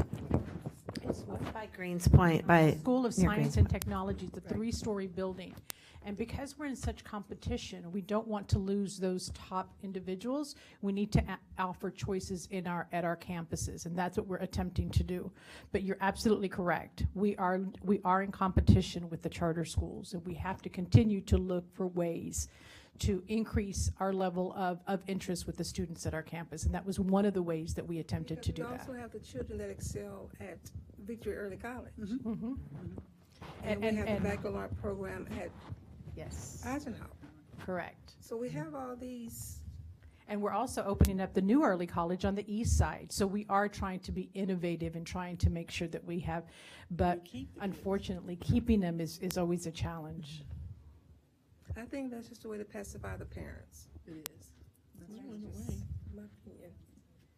I've always looked at it too, when I'm talking to people about Yes Prep, they get to select the kids that they want, okay? And we don't. We have to take whatever comes our way. But I do wonder sometimes if they're doing better, is their curriculum better than our curriculum? I have not seen that. In going through Hoffman classes, Yes Prep, and Hoffman classes at Hoffman, the curriculum is no richer, it's no stronger. They can require more things than we can. For They can. example, the parents have to sign a contract that, the kids will come on Saturday, or that they will stay late. Right. They can require those things where it's not easy for us to require them. Yeah, they've got the parents that will, they've got the same kind of parents we have at Victory Early College. Those parents want their kid to do good, and they're going to send there and work with those kids. And if you don't believe, you look at the grades compared to the state, Victory Early College is right at the top or higher. But if some of the kids, when you get some kids that parents don't work, where they get no help at all, you're not going to get as good a grade from kids where the parents are working with them. Guys, the other thing is we're having a sidebar discussion. I personally think it's a marketing problem. The parents believe that they're getting a better education from this one facility than the other. And what we're seeing is we're offering the same education, and the parents now have been sold that, yes, prep is better than XYZ. Maybe, They don't know that it's all, still Aldine, but right, no, because. it's all over, and I'm just wondering, if we're on the wrong side of the curve of But that. because they're But if we selected. can The kids are market selected. it in a way so that we say that, We can do the just same keep thing. them at home. I mean, they're all Aldine students, true. Right. So one of the things, if I could jump in, number one, the selection of students is through a commitment letter that the parents and the students have to sign in order to enroll in Yes Prep. They have to commit to when we have Saturday school, we will attend Saturday school. When we have extra learning opportunities after school, we commit to attending that. And if you don't, then you're running the risk of being removed from the campus. That's one thing that we cannot do with our students. Another thing that Yes Prep markets is that as part of their graduation requirements, you must be accepted into a college. And of course, we can't do that as one of ours. But what that does is that provides this illusion to parents that that Yes Prep is providing something better than what we have. And it's really not the truth. We teach the same curriculum that they do. It's the same standards as the state. However, parents believe, because of their marketing, their advertising, that there is something different and better. And no matter whatever we do, that competition is going to be out there, and that disillusioned presentation is still going to be there, and we are going to lose a percentage of our students because of that. And we're also losing $5 million. Well, as we saw in the presentation a couple months ago, that money is truly a pass, because we do get the money from the state. What we do in this partnership, though, is we actually do retain our funding because we've provided that opportunity. We brought them in and really managed the partnership. If we didn't have that and we weren't managing that partnership, it would be a free-for-all for Yes Prep to come in and grab however many students they would want from us. But through this partnership, we have restricted a very large part of our district from Yes Prep being able to come in and pull any of our students out. If any of our students on the west side of the district want to attend Yes Prep, they have to attend Yes Prep Hoffman or Yes Prep Eisenhower. We're in control of that. Does the board have any governance over our students at Yes Prep? Through the contract. The Code of Student Conduct, for Right. example, applies to all of the Aldine ISD students, so that includes Hoffman. Conduct? Yes, like the Student Code of Conduct does include.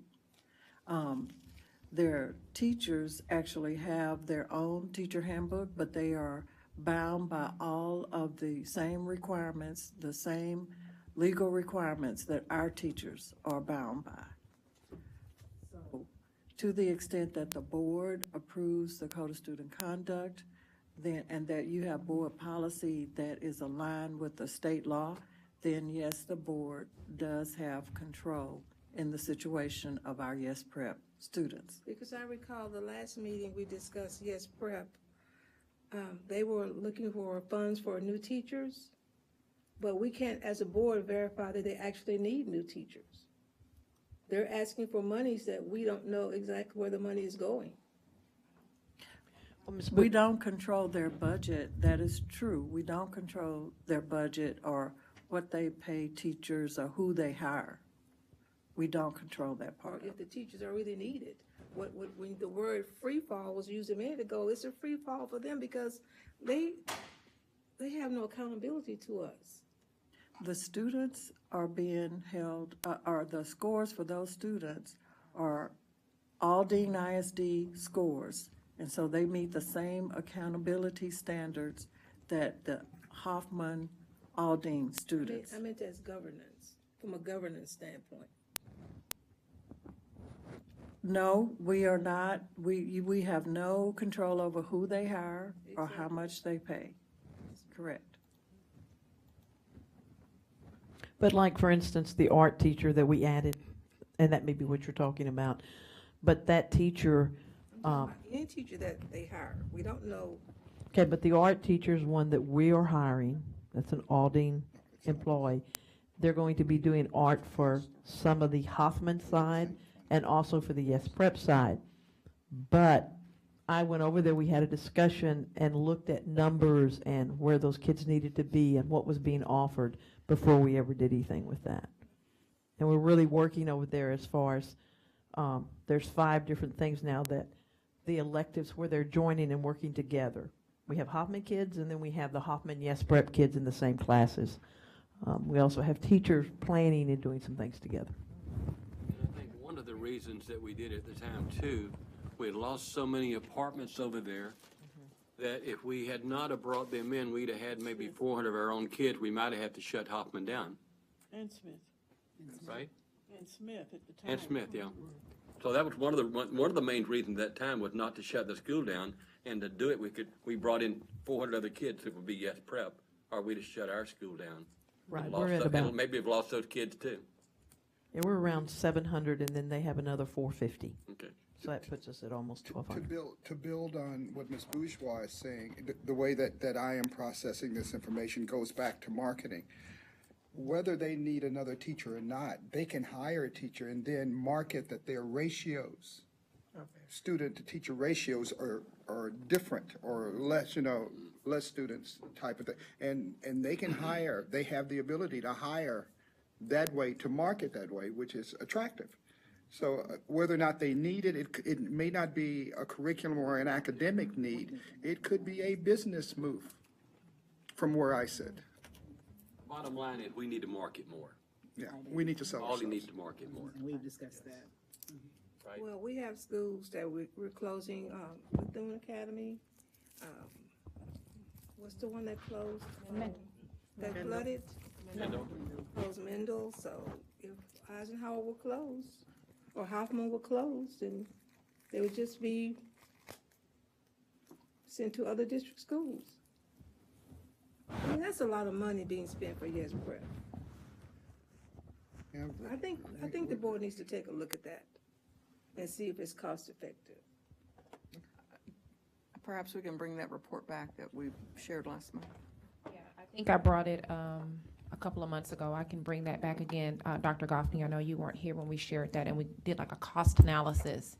We looked at what we're getting in average daily attendance from the state for those kids that are enrolled at that campus in comparison to what we are spending, meaning what we have allocated to Yes Prep for the program, for the contractual obligation.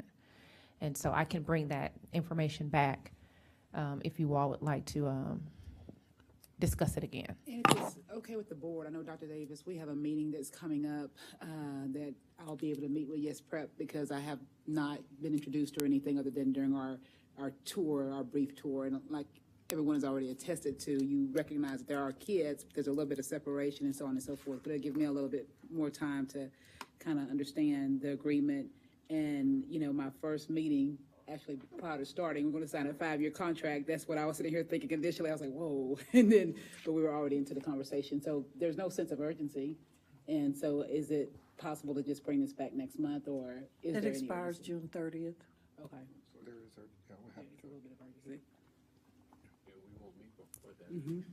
we need to get And it is done. there magic in 5 years? No, that was just the original term, and they're requesting renewal of that For term. 1 year to allow me to transition. Can we have that conversation offline? I'm sorry, Well, do you understand what I'm saying? yes, but right now, we'll have to do something tomorrow. Okay. Because Reach we out want, and have a conversation about extending for a year to allow me to learn and build a relationship and understand, as opposed to entering into a 5-year agreement my first night that I'm not even official. well, right now, the proposal that they sent us was for the extension of 5 years, so we haven't had any negotiation before tonight. And there was never any conversation about a shorter term. Okay. From a business point of view, and I'm just being a devil's advocate at that point in time, I think we would be exposing ourselves in an unfortunate way if we did exactly what we're talking about. Because now if I am Yes Prep They're gonna And I've panic. got a fertile field out there, and I'm gonna open up the door and I'm gonna take them. I got you. I'm gonna just take them. I won't have the agreement. We'll do the one more year because there's no benefit for me not to extend this 5 years from a business point of view. And then it may, like I said, continue the discussion, but I am in favor of signing the contract.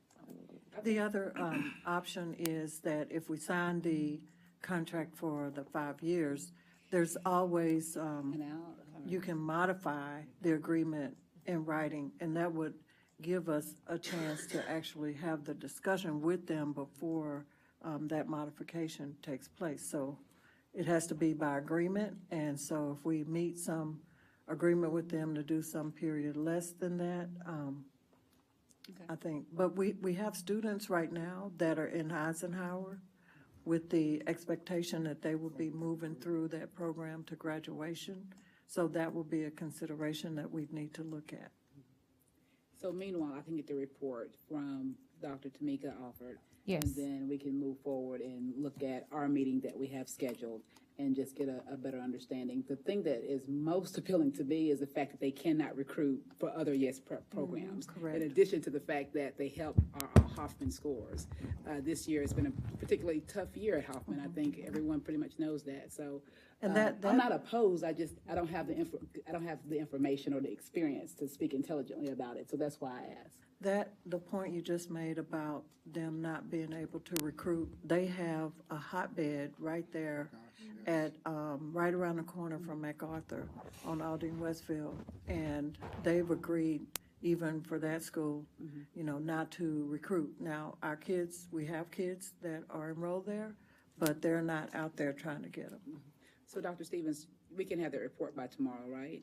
Yes, it's a report that already exists. Okay, sounds good. And it's pretty clear. It's pretty clear. It won't be a bad thing to reintroduce us to that report, but I recall the report, and I think it will make some things clear. Okay. But it won't. Excuse me, sorry. No. What's clear to me is that Yes Prep is a community bully. All charter schools. Definitely. I mean, if you're not competing with Yes Prep because, are you not willing to not compete with them because of who they are and where they're situated in the community? That sounds like some illegal stuff to me. Ms. Bourgeois, they're one of the largest Okay, so public they school are. what am I trying to say? Charter schools. And we have taken away some of their strength in Aldine by allowing them to be a part of the Hoffman Eisenhower program. There are many more charters in this area, but they can't do nearly the damage that a Yes Prep or a KIP could do. So that we have this agreement with one of the largest public school charters in Texas is a plus for us, that we're not having to compete 100% with them. We have at least this partnership where we're working together. Well, I think with all of our state-of-the-art new schools, I think we're a contender for anyone. In the future. I agree and I disagree. And I agree in that what you're saying is absolutely right. The people, the staff, what we have is as good as anything anywhere. Where I disagree is store brand versus name brand. Right now, Yes Prep is a name. You go out there and you go buy a Kroger bottle of water sitting next to an Ozarka bottle of water, it's the same water. But people will pay because of the perception that Ozarka is better than Kroger.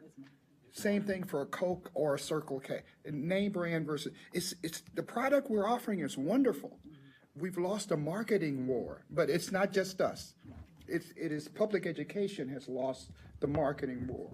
And I tend to agree that we're holding back a dam by this agreement that we have with Yes Prep, because if we don't have it, I think, it's a sleeping I giant. think the main thing is the word that control. We control the relationship. Like any bully, a bully will keep bullying until you push back. Exactly. We're pushing back on Yes Prep, and we're controlling our boundaries of Aldine ISD through this agreement. And I think that is the main thing. And we can do the same type of selling of ourselves that they do. I think that's what we need to do. Well, and something we have to remember with Hoffman, and Eisenhower is that if they go 4 blocks down Antoine, there's their brand-new White Oak That's right. facility. It's right there. It's right there. So those kids, those parents could get those kids there in a few minutes. Thank you. We also need to remember the political environment, that the advantage is given by our state leaders to those charters. Oh, gosh. So, including the attempts to take public funds for those private entities. Exactly. So, And that's happening on the local level, on the federal, on the national level. It's not a veiled secret at all. I definitely agree with you, Dr. Garcia. Okay. Mr. President, may I move on to the next item? The next item is on page 429. It is the agenda item related to the disaster pay. We recently went through Hurricane Harvey, and you all recall that after that, you were asked to sign a board resolution in order to pay employees who reported to work, who were required to report to work. And we discovered that the FEMA regulations required for us to get a reimbursement of those funds, that we had to have a pre-existing board policy that allowed for that payment. Because our policy, like many other districts in the state of Texas, allowed for that decision to be made after the disaster. Post-disaster policy is what we had. So this proposal is to put in place disaster pay that will exist now. We're entering the hurricane season as we speak, and it goes all the way till November. And so we have a policy, and you'll see the summary of what it sets out. And that is that all employees will be paid their regular pay during the period of the disaster. The second part is that non-exempt employees who are required to report will receive what is referred to as premium pay. Time and a half. And that is over and above their 40 hours. So, and then anyone else, that's for employees, anyone else who works over 40 hours a week will get the regular overtime pay. So the distinction is a set of employees that are required to report get premium pay. If we have others who, once they, say we have before the storm, we had individuals who came to the school and they were packing up things and doing all of that, and they go beyond their 40-hour week, they would get overtime pay. But for those individuals during the storm that have to come out, that are required to come out, like our custodians to check the buildings and all of that, those individuals will get the premium pay. So that is outlined. We received assistance from our TASB policy service as well as the TASB legal services. And I actually did a survey of the local school districts around in our area, and some of them had already made the change and others are making a similar change. So that's what this is in a nutshell. I'd be happy to answer any questions. So it's like buying flood insurance before the flood. That's right. It is very, very similar. So, Mr. Walter, I understand that this is proposed so that we're prepared in the event there is a future Harvey-like occasion. But what are the implications then for the past work last year? I'm reading into this that the reimbursement for the work done before is not currently covered because we did not have the pre-existing policies. So we were not covered under FEMA, which is the biggest source of reimbursements. We have explored our insurance policies. There are various types of work that FEMA will cover, but it was not the majority of the amount that we spent on the pay. So we have some avenues to recover a portion, but this will help us to get that big chunk. I think it was 2.8 million. That's correct. We spent in payroll for employees during that period. Okay. If we write the policy after the fact, they'll still pay us? No. This is for Going forward. any upcoming disasters. It has to be pre-existing. Any more questions? So this will be on tomorrow night's, Yes, and you'll notice that I'm asking for First and first and final reading, so it will not come back for a second reading, just in case we have a storm this weekend. right. And there's one out there. Questions? Okay, my last item is an executive session item, which I will address at that time. After that, that's all I have on my agenda. Tamika Alfred Stevens, are you ready? Yes, sir. Thank you again, Mr. Mead, Dr. Goffney, members of the board. My agenda begins on page 433. And the first item on my consent agenda that we are asking your approval of is the ratification of the check register for the month of May, which is on page 435.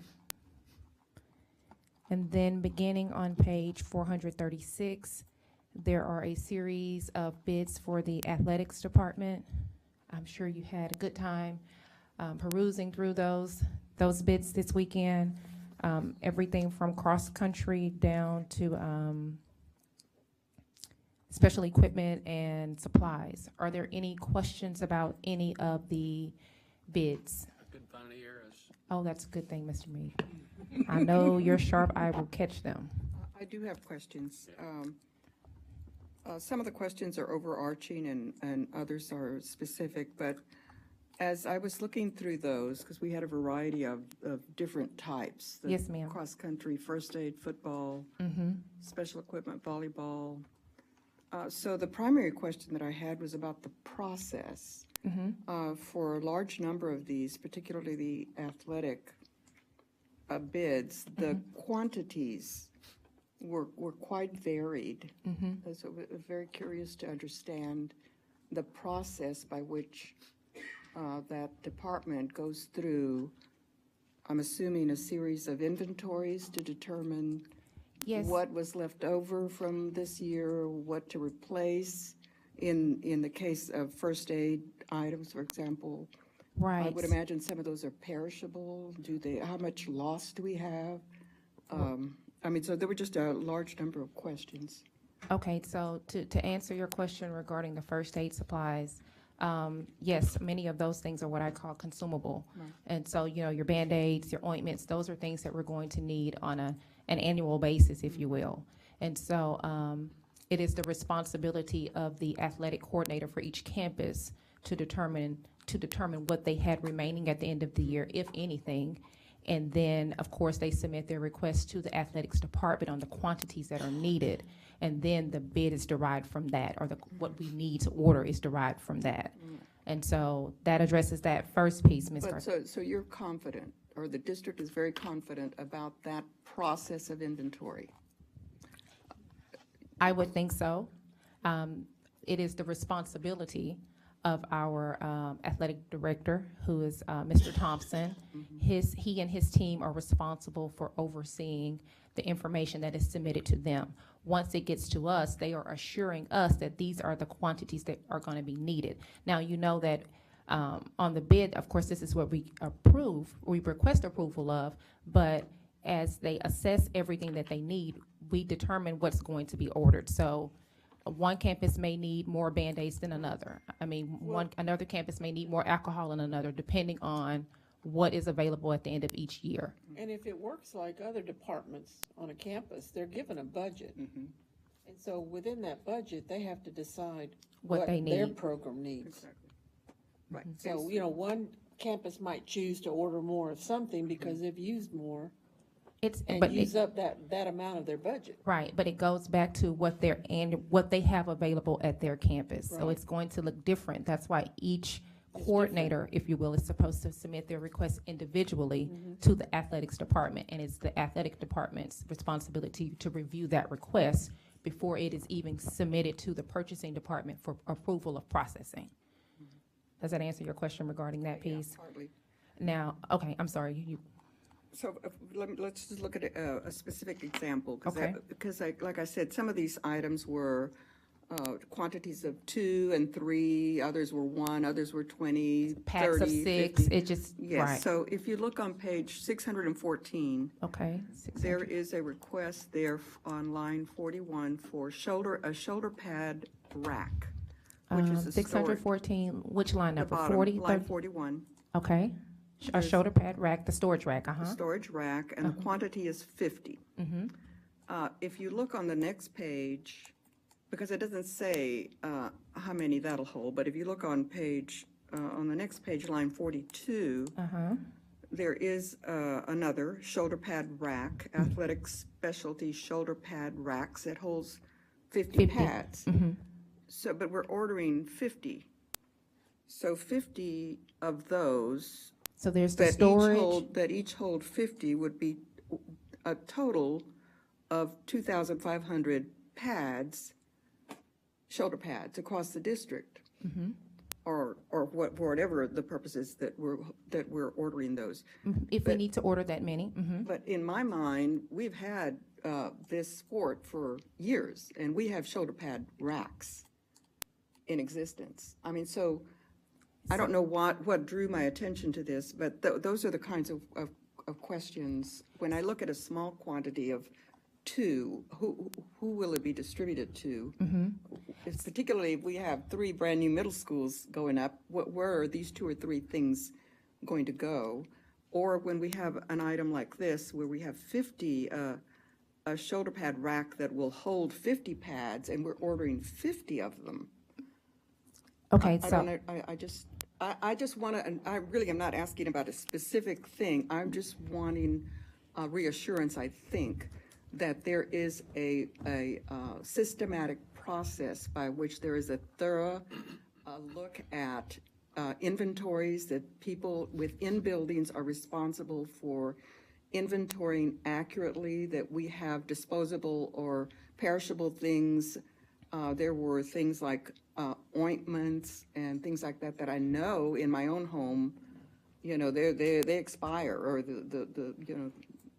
after a certain time, that we're not holding eye wash, for example, or eye drops. Sure, past in the expiration storage dates. for kids who may need it in the future that have expired. I think I'm just asking for reassurance that the whole process that begins with inventorying what is there and what is usable is accounted for, and that we're not simply ordering 50 shoulder pad racks that each hold 50, and what are we doing with the old ones, and why are all of a sudden all of them not accessible? Right, okay, so I heard you ask a couple of different questions, so I'm gonna do my best to answer them. So as far as the systematic process, I do know that with these athletic items, the campuses are on a rotation on different things that they get by sport. So there's that cycle. And I can tell you that it's my understanding that there is a sharp systematic process in place through the level of approvals that I am aware of. Now, I can tell you, I have not personally gone out and looked at the racks, but I can tell you in my conversations with the athletics team, when they submit these bids, my questions are similar. Okay, explain this to me. Now, who's on the rotation for this year? Who are we ordering the shoulder pad racks for? Because the racks come in a quantity. They come in, they're bundled and packaged such that you get a better price point if you order them in bulk, if you will. So you may have, you know, these 5 middle schools on the rotation for the 18-19 school year, but last year, you know, these campuses that were not in the or that were in the rotation are not going to get those same things this year. So I do know that there is a schedule that is used to determine who's going to get what during a given year. Now, these are there are so many different line items on each of these bids, because when you think about the things that are needed, we don't want to forget anything. So that's why the bids are huge and vast, if you will. So I will tell you, Dr. Garcia, even before Mr. Thompson took over in this role, we, of course, had Mr. Delgado, who had served as the athletic director for a number of years, and he did have that same process in place to ensure that we're not being wasteful, at the same time ensuring that we're not using expired goods. I know that's why the first aid supplies is important for us to ensure that we're ordering those supplies on an annual basis, if you will. But again, I trust that the process that they have in place is working. I have not seen or heard any complaints from parents or principals or anybody in that regard. And that's the goal, to make certain that we're being good stewards of the funds and we're being as prudent as possible, and we're not just ordering stuff. And with the budget reductions that the operations side has had to incur over the past 2 years, I can tell you that athletics has trimmed down a number of its requests because of where we are as far as funding. I don't want to misrepresent or give the impression that I'm not concerned about the students. Our primary goal should be the safety of the students and whatever activity they're participating in. And I certainly don't want to nickel and dime everything that we're doing, but at the same time, if it is an area where we may need, to go back and look at quality control of the different processes, then there are plenty of things here to look at. That cause me, a layperson not in that particular work area, to ask, why. Yes. So. And I will follow up on that process and bring back a report, so that I can better articulate what that exact process is. And in fact, I'll ask our athletic director to come, Dr. Goffney. I think that would be a good idea. Absolutely. So that we can share that with you all at the next session. Right. What's his name? Mr. Thomas, LaCondre Thompson. I call him Dre Thompson. He goes by Dre. Yeah, because there's some things that are, quantities of 1 and 3 and 4 and, And how long has she been the director? I think this is since January. And Mr. Delgado was how long? 5 years, maybe? Several years. So I don't want to give you inaccurate information. And if I'm not mistaken, Mr. Thompson was a coach. Yes, Before and he was. So he would know things about shoulder pads and stuff like that. With the Yes, he position he in. coached at Eisenhower, Yes. and then before taking his current role, he was working as an athletic director. So he was promoted after Mr. Delgado retired. So we can follow up with him in the morning and just. Absolutely. Get that information. Okay. Thank you. Yes, I'll absolutely do that.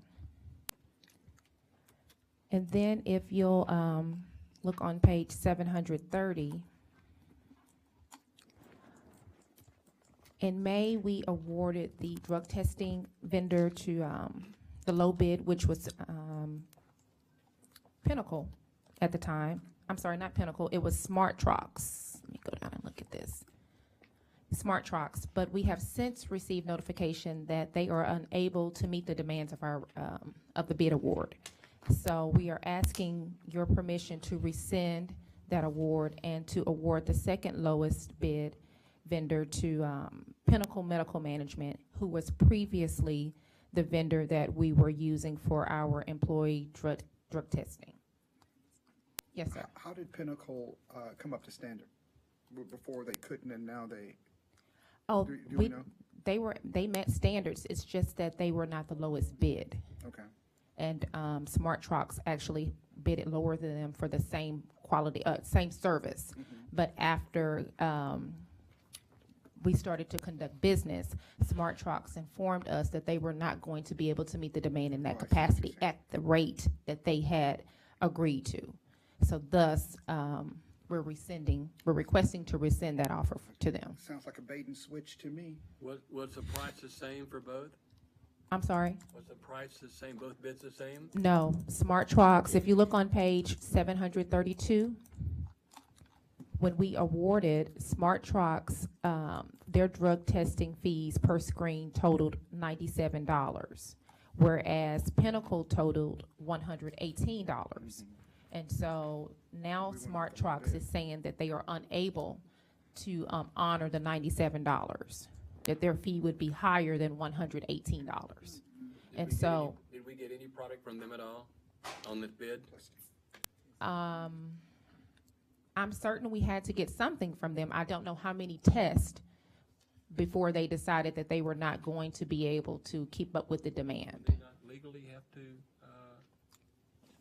We can make up the agree, difference? under our contracts, we can mutually agree to terminate the contract. Yes, and this was at their request. Again, this is Smart Trucks saying that they cannot honor the terms of the contractual agreement. Okay.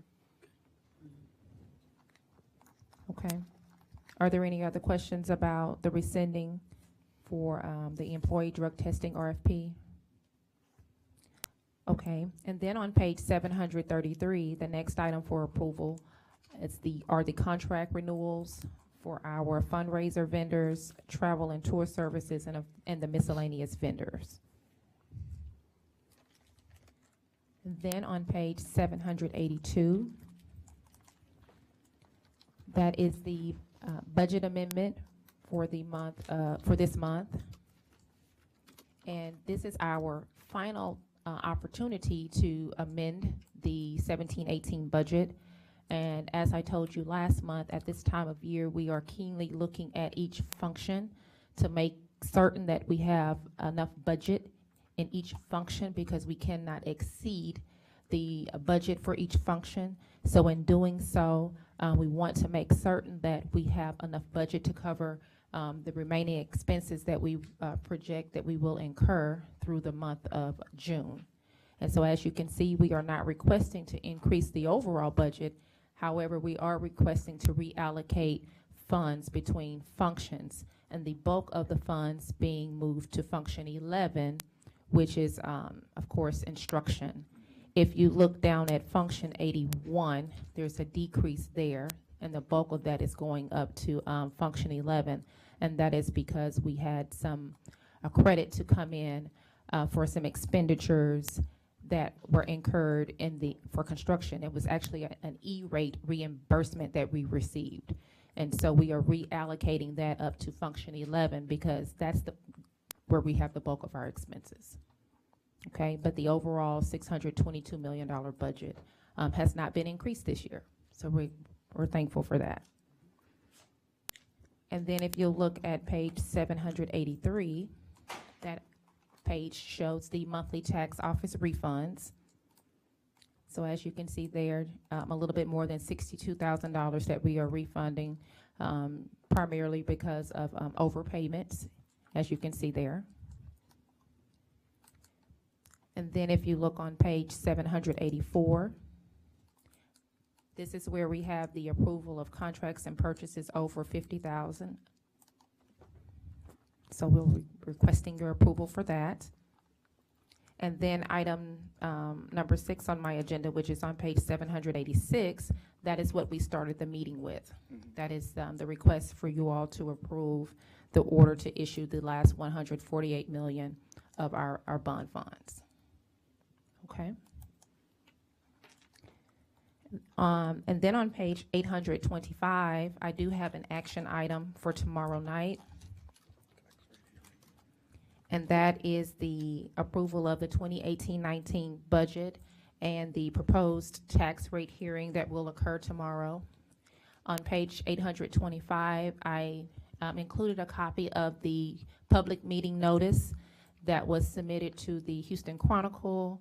So we ran an ad there, and we also ran an ad in the Northeast News to make our community aware of the budget and proposed tax rate hearing that will take place tomorrow night.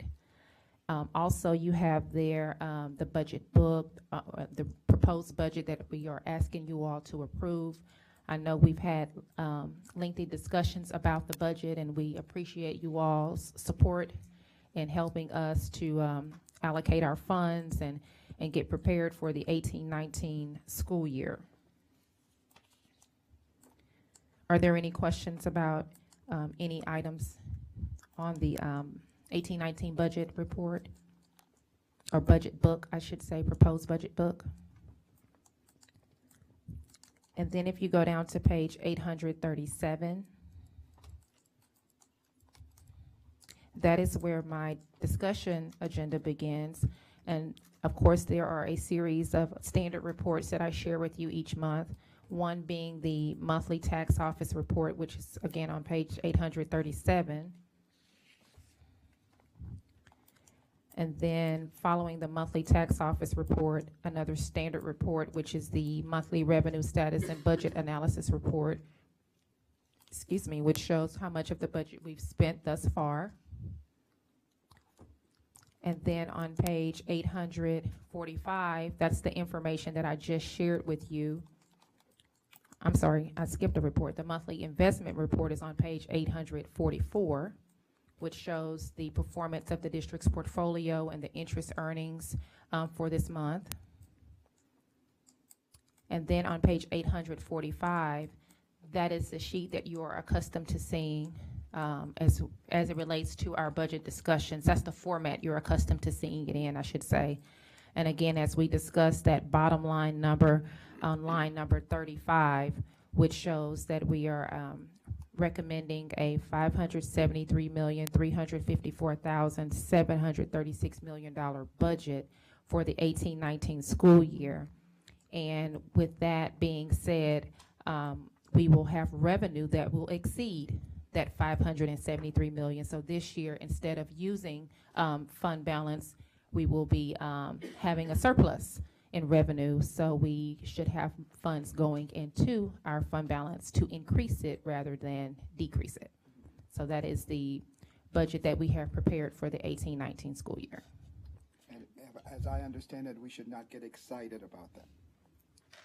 Why is it that you understand it as such?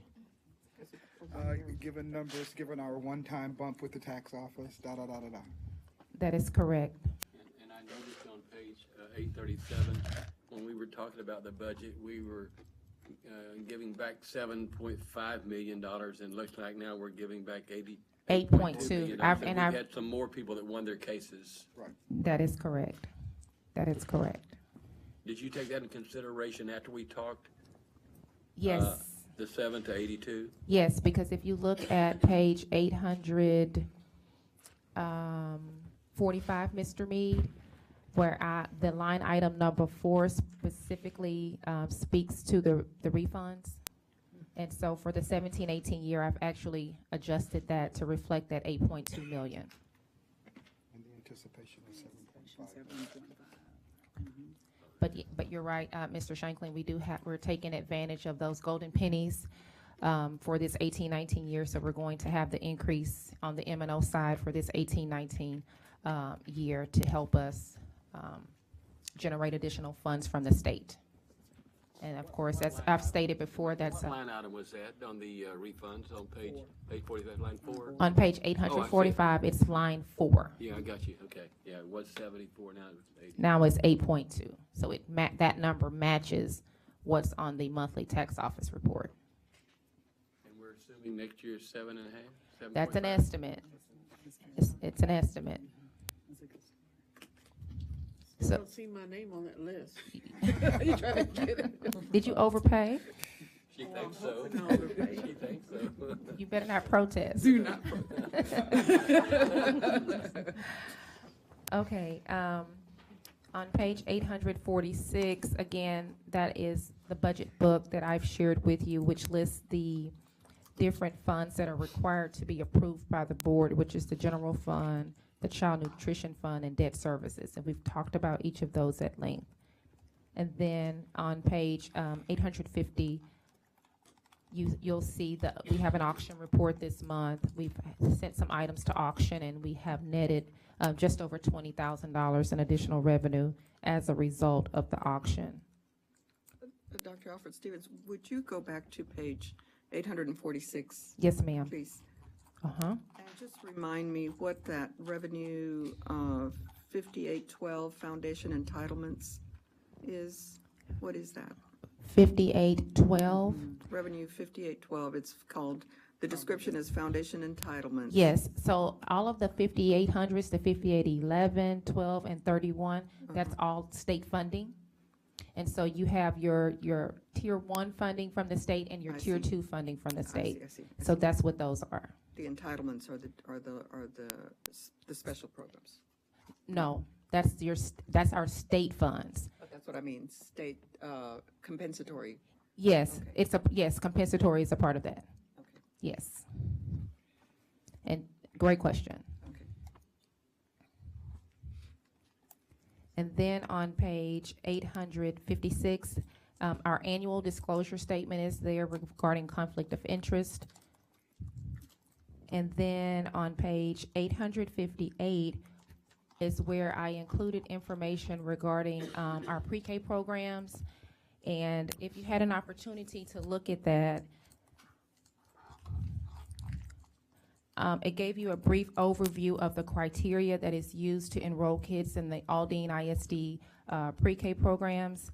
And if you look at what I call the regular pre-K program in comparison to our Head Start program, there is some overlap in the criteria, but the Head Start program does have specific criteria that must be met. And both have the economically disadvantaged criteria, but the economically disadvantaged criteria for the Head Start program is slightly lower than the regular program. That's why I included that chart so that you could see what the income levels were for both regular pre-K and the Head Start program. So when parents come to enroll their kids and they bring their income eligibility information, if they meet that Head Start poverty threshold, of course, we want to fill those Head Start seats first. And so, of course, we have 4 campuses, ECPK campuses, that have the Head Start centers at their campus. And each of those centers have 140 seats or 140 enrollment slots in the Head Start program, with the exception of De Santiago, which has 120. And so as a district, we have 540 Head Start seats. And so if the parent or the family meets the Head Start income threshold first, of course, like I said, we fill those slots first, and then we fill up the remaining regular pre-K program slots. But as you can see, for the regular program, the unable to speak and comprehend the English language is not a part of the Head Start piece, but they do share the homeless piece as far as an enrollment criteria there. The Head Start program also has other specific guidelines that parents must agree to participate in. For example, there are home visits that are required, and there are dental visits. They must agree to dental screenings and vision screenings as a participant in the Head Start program.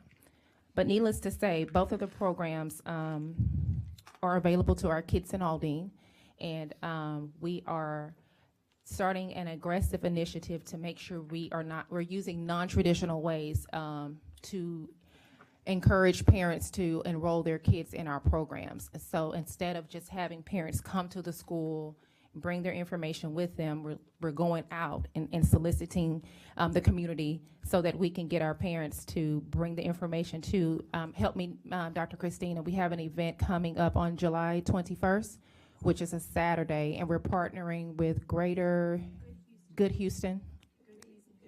Reason Houston, I almost got it right. Good Reason Houston, to market our pre-K programs. Included in the board packet, I just put the banner that we have on our website. Mr. Garzer's team has put out a notification that there are yard signs that are being displayed at the campuses. Am I saying that correctly, Mr. Abel? To promote our ECPK programs as well. We have these beautiful campuses. I actually went on a tour to Vardaman and to Griggs, and so if you haven't had an opportunity to see those campuses, I know that the video showed you a bird's eye view, but it just doesn't do it justice. You need to go and take the time to go and see those campuses because they are truly phenomenal. So we are proud of the work that we're doing in our ECPK programs and looking at different ways to brand ourselves. We've talked earlier, we had an extensive conversation about telling our story, selling Aldine and marketing ourselves. So we are really putting in a lot of initiative to ensure that we do that with our ECPK programs so that parents are aware all parents are aware of these opportunities and how there are great programs for all parents and all kids. So that's what we're doing at this point to promote our programs. Are there any questions about any of the criteria that is stated on the documents that I've shared regarding our regular pre-K program in comparison to our Head Start programs? A while ago, you referenced the caps at the, or the enrollment. For Head Start. For Head Start, but you also mentioned 140 or 120. What were those? Are those district-imposed numbers, or are those That's the numbers? Head Start program. Okay. So it's based on the funding capability. Okay. And so that's what the Avance, who's the entity that gives us the funds to run this Head Start program, that is the number of kids that program can support from a funding perspective. Okay, and then our own EC pre-K centers, we have a capacity issue at each of those buildings. Is that what that number would be about? The 540 is the Head Start enrollment period. That's how many seats Aldine has. And that 540 is split between those 4 programs. No, okay, so let's move from Head Start to our regular Our regular pre-K program. programs. Okay, so the difference is how many seats that we have available at that campus. That's So right. I'm going to use Keeble as an example, which had an enrollment this year of right at 900 kiddos. But I believe that building can hold a little bit more than, right at 1,100 kids, because at one point we had kids there. We had pre-K kids enrolled at about, I believe it was over 1,000 kids at one point at Keeble. So again, it's capacity, and we have the capacity. We just need to get the bodies back in there.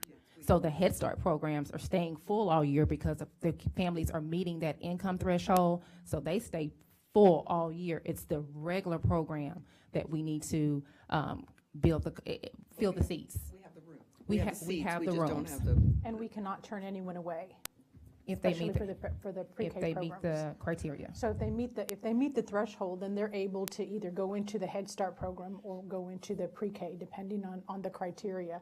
But they will have some sort of service if they meet the threshold. Okay, and where we have the waiting lists are in the Head Start program. There is no waiting list because Because what if they don't happens get in if- Head Start, they get Correct. into They the go into regular pre-K. pre-K programs. Correct. There are monthly reports that we get where there are waiting lists, and those are, I think those are the Head Start, or the early. There's a The early Head Start. Waiting list that There, fall so That's a special, For the 6 kids, months kids. to Yes, 2 yes, years yes. old. Yes. Yeah, Okay, because there's only 24 seats there. right, Early Head Start. okay. But when we met with Good Reason Houston, Dr. Tomey and Dr. Gomez and I, it was amazing to see the possibility because the eligible pre-K3 and pre-K4 students who reside in Aldine is astronomical. I mean, so we have an opportunity to fill all those seats. But to Mrs. Bourgeois' point, we've got to make sure that our parents have the information so that they can get enrolled and that we can capture them early. And in our conversations, once we get them in pre-K, then we keep them for K, and then we go ahead and send them on over to first grade and get them in our system early. So we have a plan. Thank you. Thank you. And then the final item I do have is an executive session item, and I'll share that at that time. If there are no further questions, that concludes my agenda for this evening. Okay, you just pass the mic over to Ms. Tucker. I can. President Mead, Dr. Goffney, and members of the board. My agenda starts on page 862, and I'd like to refer you to the discussion items 1 through 4. Those are standard reports, and I will entertain any questions regarding those 4 agenda items.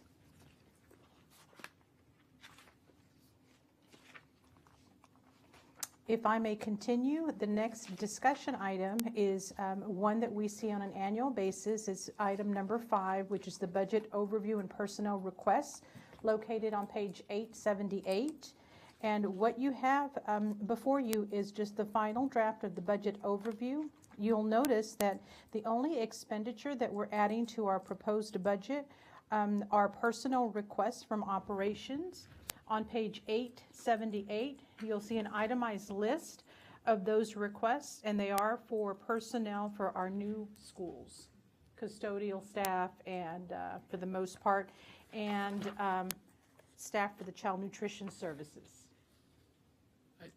We're not having any raises, correct? That is correct. But didn't I see in here somewhere there was a 3% raise for certain people? No, sir, if you look on Or page, janitorial or something, and I saw some with a 3% raise? oh, okay, so if you look at, oh, I see. So what they've done is on page 880, is that what you're looking at? What has happened is as Yes, they are that's what submitting, I'm looking at. okay, as they're submitting their proposals, this is done early on, and the number that you see under the federal funds and that cost includes only projections, and that's an estimated cost of what we are projected to spend. And so at the time that this was submitted by the Executive Director of Child Nutrition, she was not sure whether or not we would be looking at having a raise. And so as a result of that, to be safe and to make sure that we didn't exceed our budget, our proposed budget that would be presented to the board, she included that 3% raise. However, if you look on page 878, the first part of that indicates raise, and you'll see the number 0 indicated all the way across. And so we absolutely will not, we are not proposing a raise for the upcoming year, and it's not included as part of the budget. The next item that I have is on page 881, and it's the projections for the 2018-19 school year, and that is inclusive of all the recommendations that we presented to the board during our board workshops, and it's also inclusive of what we moved, the moves that we made for reconfiguration, in addition to staffing at a projected decreased number of students. And so knowing that historically for the past 2 years we have decreased in student enrollment, we took that into account, and although we have higher enrollment now, we are projecting our staffing with a decreased number. And so the number that we're using is 62,523, even though we're enrolled at 67,000. 66? 66.5. 65? Yes, sir. And so the worst case scenario is that we're overstaffed, and we want to make sure that I'm very honest with the board, that we may have more students in the classrooms, and we may have to hire individuals in the fall. But we're being very conservative with our numbers so that we're not faced with the same predicament we were in this year in having too many teachers and not enough students. So in this program we're going through now, we've got teachers kind of in limbo right now. Mm-hmm. And based on our number of people that retire and quit every year, it's about 10 to 15%. Will we be covered pretty much? Will we be able to place these teachers, the ones that are in limbo right now because of reconfiguration? That's a great question, and we have looked at the managed attrition, and that's what we were using in order to make determinations and recommendations to the board. We have placed to date 416 professionals through attrition, through that managed attrition. So 416 that we could have potentially looked at issuing a RIF on, with our first conversations. We have been able to keep those individuals. We currently have 140 of our employees that are still in a pending placement status, and those are professional employees. And those are very unique positions that they have, because we do have 108 vacancies, but those vacancies are very specialized. And so as the last resort, we will look at those 140 individuals and determine whether or not we can place them under an emergency permit for 1 year and then move them into those positions. So we are very happy with the progress that we've been able to make. And although we've had communications with our employees to be patient with us, the resignation deadline is not until July. And so we will continue this process up until that date. In terms of our paraprofessional and clerical staff, we have 79 vacancies, and that's as of today. It's a fluid document, but as of today at 4 o'clock, we had 79 vacancies. But we had 36 paraprofessionals. It's actually clerical that need to be placed. We have placed 195 that were on the pending placement list, we've already made arrangements and found them a home. The reason that those 36 are still pending placement, they are clerical staff.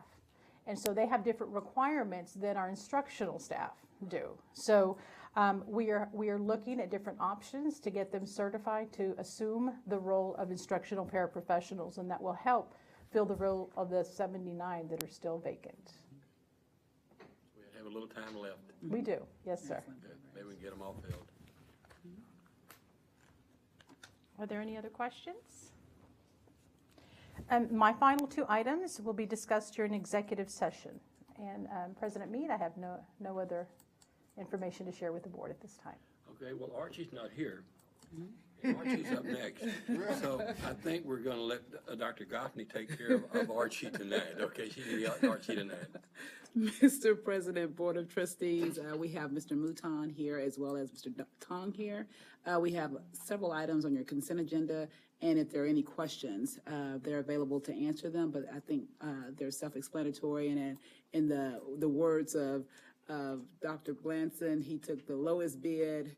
And if there are any- Went with it. Yes, sir. Okay, if Archie's through then, Archie is through. and Wanda's not here, Dr. Goffney, would you take over that life position too then? And if you have something you want to add? Yes, sir. Mr. President, Board of Trustees, if you'll, this week is our Summer Leadership Institute. I'm looking forward to it. We'll be traveling to San Antonio. Several of you have signed up for the Wednesday night or Wednesday evening session, and then we'll be convening Thursday, Friday, and Saturday. There are a lot of different things, so I'm looking forward to learning the culture of Aldine. I know Mr. Meade told me today during our meeting to discuss the agenda that typically there's a shirt that's assigned, and so everyone has. Yolanda told me. We're not doing topless this year? Not this year. That was last year, not this year. No, sir. No, sir. But I think everyone has black, everyone has white, and everyone has red. That's my understanding. Is that correct? Burgundy, I think it's burgundy. It's more burgundy? Yeah. I think mine is red. Yolanda is? It's red. Well, some had red, some have burgundy. Burgundy. But during the summer, it's kind of a relaxed, but it's also about branding when you all look the same and everyone could identify. You have navy blue and royal blue? Okay. So we'll wear our shirts that say Aldine ISD, and that prevents you from having to carry a lot of extra clothing if that's okay with the board. We'll continue that tradition. Particular color? Are we And going a certain to day? have 100% attendance? No, Dr. Garcia's at National. She has to go Oh, to that's national. right. Okay. So, Mr. President, I have white, I have red, and I have black. But I think if we have our shirts and generally have the same color, we'll be fine. In addition, if you're riding with anyone or if you have any other arrangements that you're going to make, please let Yolanda know so that she can make arrangements as well. So any questions on the Summer Leadership Institute that's coming up this week? I think we all know what to do there. Okay, good deal. Number 2, superintendent's evaluation. Dr. Bamberg asked that you please give your information to Erica or Yolanda, and she'll make sure and compile it and put it all in. I heard some of you talking about that, and Yolanda has some extra forms just in case. Number 3, the graduation debrief. We have Mr. Knipple here as well as Dr. Davis, and we've had a conversation with Cabinet and Dr. Bamberg. It's a great day when the discussion is about the food, because that meant that our staff did amazingly well and our students were exceptional. And so we're open to any feedback, and Mr. Knipple is taking notes if there are any additional items that the board would like to see us address. Just one question. With Archie being gone, will we still have the fish with the head on it? Let me just say, that would be the pleasure of the board. I just want to know, do we have a graduation committee? I know Dr. Davis does a wonderful job, but it does, looks she like does. she does a lot. And I just wanted to know, because I didn't see a team, other than the cabinet, of course, but other counselors involved, do we have a committee? So at each building, all the counselors are involved, not just the counselors, but administrators. I can assure you, it is a full staff effort at every one of the buildings. If you notice, in the staging rooms, that's where most of those folks are at prior to graduation. and through the practice and everything, and ninth grade is involved as well. Because when we do practices at the main campus, ninth grade teachers are helping cover classes so those teachers can be pulled for graduation practice when we're doing it with the seniors. I can assure you it's all hands on deck for graduation. I do have a couple of things, but I don't think I want to make an issue out of them. But one thing I don't like politics, graduations. I think if we have speakers that speak, it should be a neutral thing and not using politics, and I don't like that at all. And I also think if we're going to have speakers, I really respect our principals. They are number one, and they take charge of their kids all year long. I don't like people at the last minute to come and stand in front of them and get in line with them, in front of them when they're trying to shake hands with a kid. I think anyone that wants to speak at our graduation should be in touch with the superintendent and have that plan beforehand if they're going to do it, not just to walk in and step in front of the principals. I don't like that. So noted. Other than that, it went wonderful. And I love the Bluebell ice cream. Who's in charge of that next year? Selena. She's the foodie. Okay, is that all? Also provided was an update on district partnerships. Dr. Bamberg did an amazing job, and I appreciate her so much for being helpful during this transition. She's introduced me to quite a few people that we have partnerships with. When I meet with each of you, I'll be asking for additional people to reach out to and make sure and make acquaintance and solicit support for our district.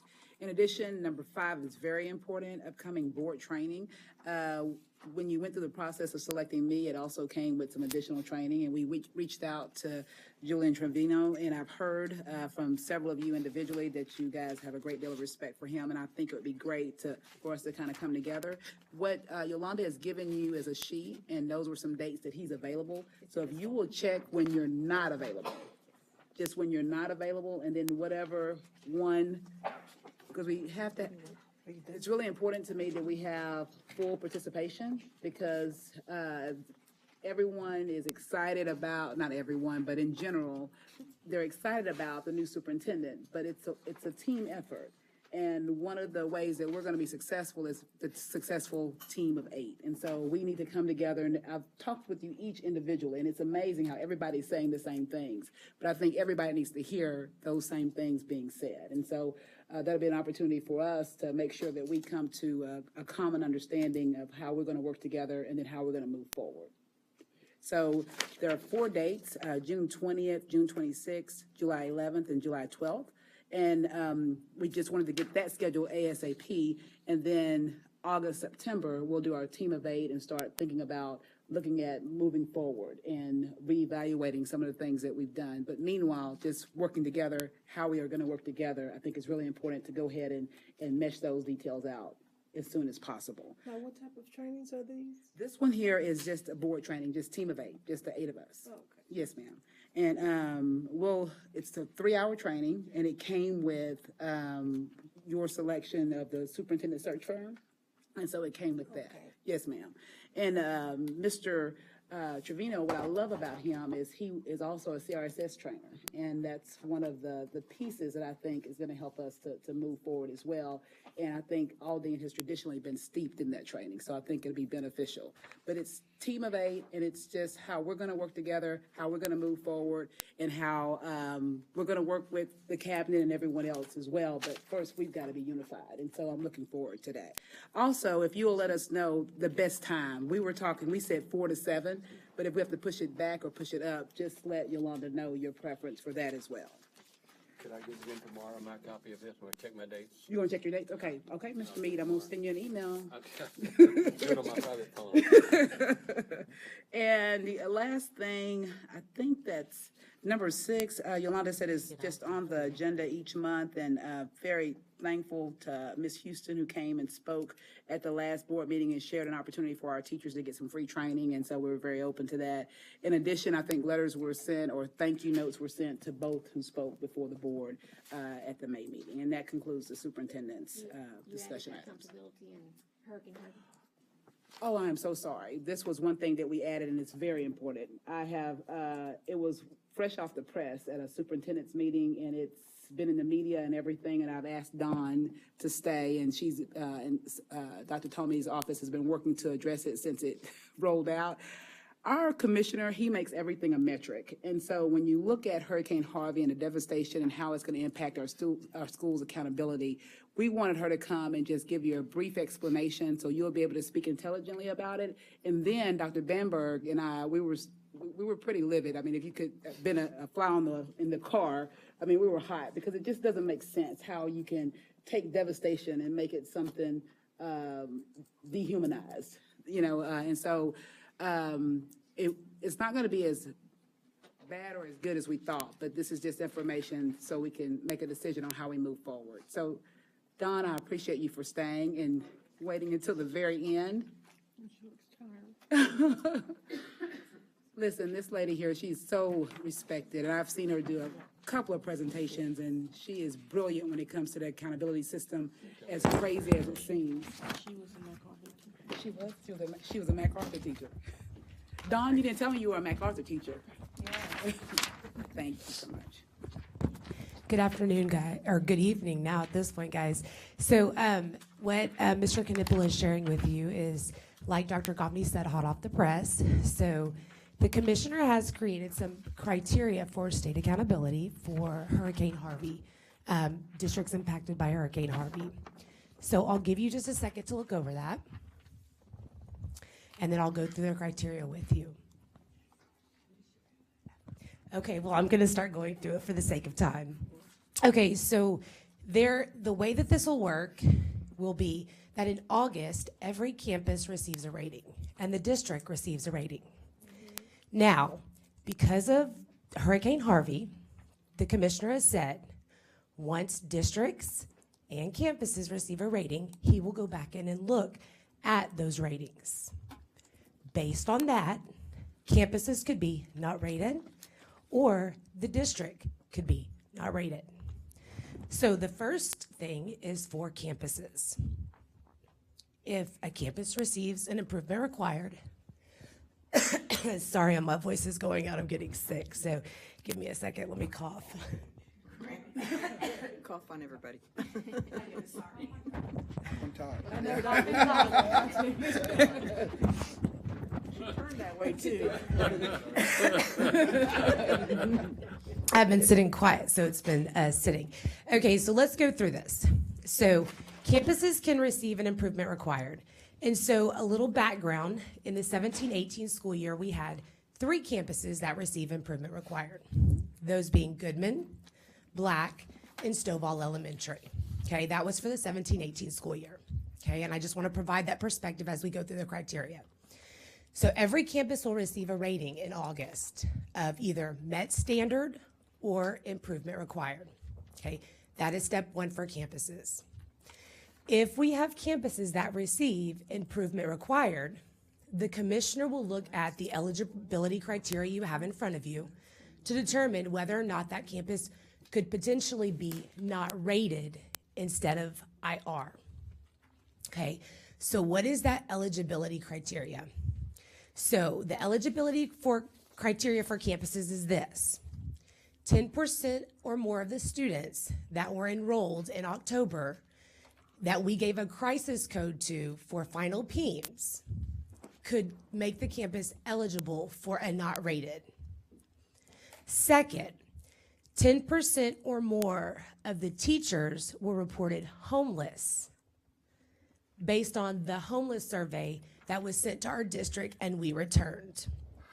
That would be another eligibility criteria for campuses. Hold on, I'm gonna cough real quick.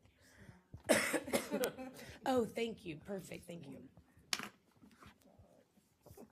Sorry about that. The third criteria is that we reported that our campuses were closed for 10 or more instructional days. The only campus that will qualify for that particular eligibility, should we need it, would have been Mendel, because all of our campuses were closed for 8 instructional days. Okay. And the following is The campus was reported to TEA as displaced. Okay, so they went somewhere else. So again, that would have been Mendel who moved into Greenspoint. Okay, so those are the eligibility criteria for a campus to be not rated. But I'm going to bring back that original perspective that I gave you from 17-18, where we had 3 campuses that were IR.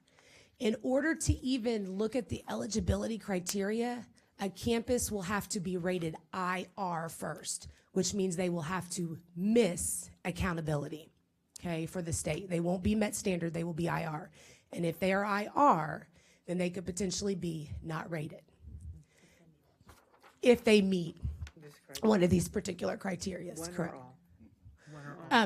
One of the criteria. One of the criteria. Yes, ma'am. The district will piggyback off the campuses. Okay? So there are a couple of ways that the district could be not rated. Okay? Again, they will follow the same process with the district. The district will come out, and remember this year, and we've talked about it kind of all year, that the district, instead of receiving a MET standard or IR, this year the district will receive an A, B, C, D, or F rating, right? So the district will receive a rating. And potentially, if the district received anything other than an A, so if they received a B, C, D, or F, they could potentially also be not rated. But the district's criteria is different from the campus criteria. So the district's criteria is this. If all of the campuses in Aldine were to be not rated, then the district could be eligible to be not rated. The other eligibility criteria is if 10% of our district students were enrolled in fall snapshot PEIM, so fall 2017, they were enrolled at a campus that when accountability comes out in August as one of those eligible campuses and they're not rated, then we could potentially be not rated at the district level. I will tell you, it is highly likely that the district will receive a rating, okay? We've run some preliminary numbers at the district level, and it looks to be about 22 campuses that could potentially be not rated if they receive that IR rating and we use that eligibility criteria. But based on what we've seen, it is highly likely that the district will receive a rating for the 2018 accountability cycle. Now, we are in the process. We have until July 9th, and we will be providing feedback to the commissioner on these proposed rules. So we will submit that, but if it stands as is, the district will most likely receive a rating, and then depending on which campuses come back with an IR rating, hopefully none, but if any come back with the IR rating, then we'll look at those lists of eligible campuses and to determine criteria and to determine not rated. Big thing to note, it will not drop off. So accountability 2017, so we have campuses right now, and I'm going to use Goodman, Stovall, and Black. They are IR. Goodman is a perfect example, and I'll use Goodman. Let's say Goodman comes back IR, and we know that this would be their third year IR.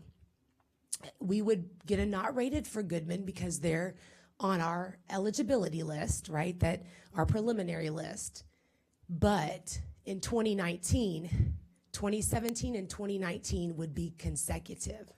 So if somehow in 2019, Goodman was still IR, we wouldn't go back to year 1 for Goodman. They would continue on with year 3 IR for Goodman. So sometimes with accountability, they'll let you drop it off and kind of restart.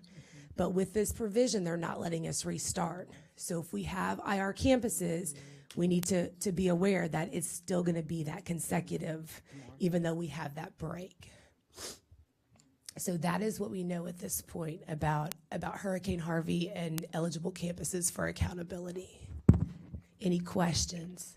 Hypothetically, is it any advantage to us as a district not to get rated? Personally, I'd like to see where we are. You know what I'm saying? It's not likely. Hypothetically. Yeah, I mean, it's so, you know, it probably won't work for us, but this discussion, we're going to be in summer leadership, and this discussion is going to be, it could be one of those things, you know. We're going to get rated somewhere in there. So that's a great question.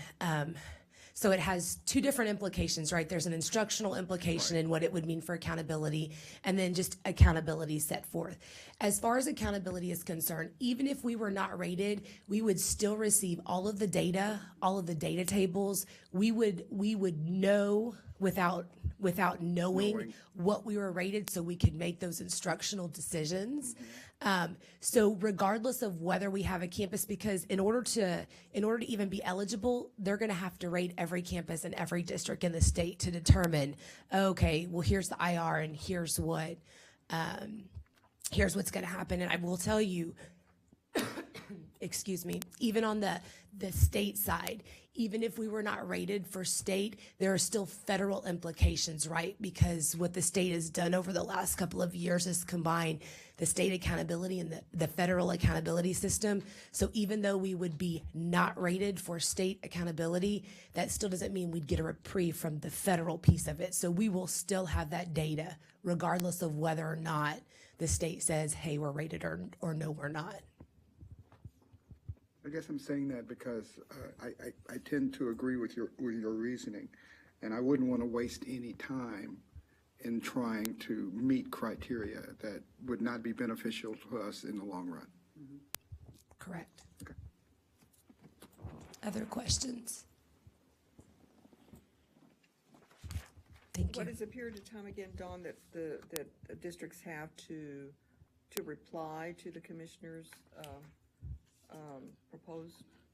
When will it go into effect? In other words, when there's a period of time he's sent this out, there's a period of time for feedback, and then he'll make it official when? So typically what happens is there's a feedback period, and this feedback period is until July 9th. And typically either three days to about 9 to 10 days after the public comment period, then they put it actually into state statute or law. So before August. August is when we get the ratings. Correct. Beginning of August is when we'll actually receive the ratings for the campuses in the district. So it will be up to us to explain to our public what a non-rated means for individual campuses. Correct. If we're put in that position, then it would be up to us to explain to our campuses what non-rated would mean. You don't want to be a non-rated school. Okay. As an academic exercise, is it worth our time to even understand how they came up with 10%? He's a numbers guy. I mean, because that's ridiculous. That's his Okay. background. Sorry.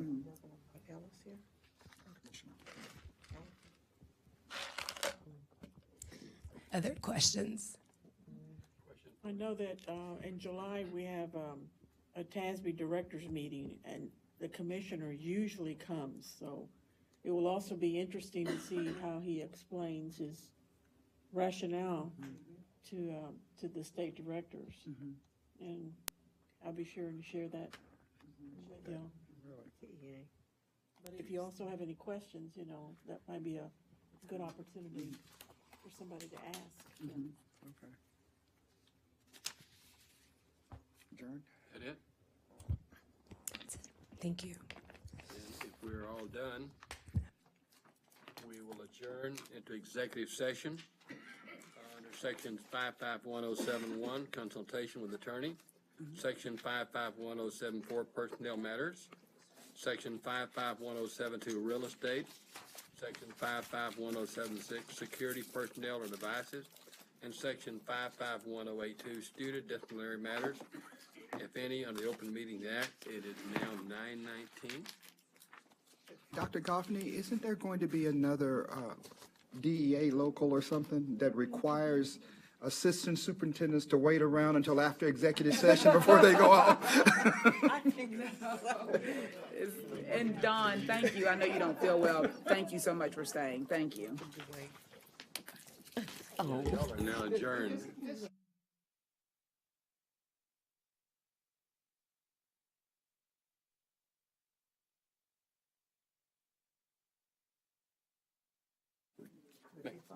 But I think, Did we wear white the first day? You had a white? I do now. If you have one. That was me, sorry. It's recording now. It's recording. Tonight, go ahead and decide to wear white the first day. White the first day, gotcha. If that's okay with everybody. We're ready. Thursday, Okay. white on Thursday. We will reconvene at open session. It is now 10:02. Do I have a motion to adjourn? Yes, so moves. Viola, do I have a second? Okay, and then Connie, the time is 10:03. We, all in favor, say aye. Aye. Okay, motion carries.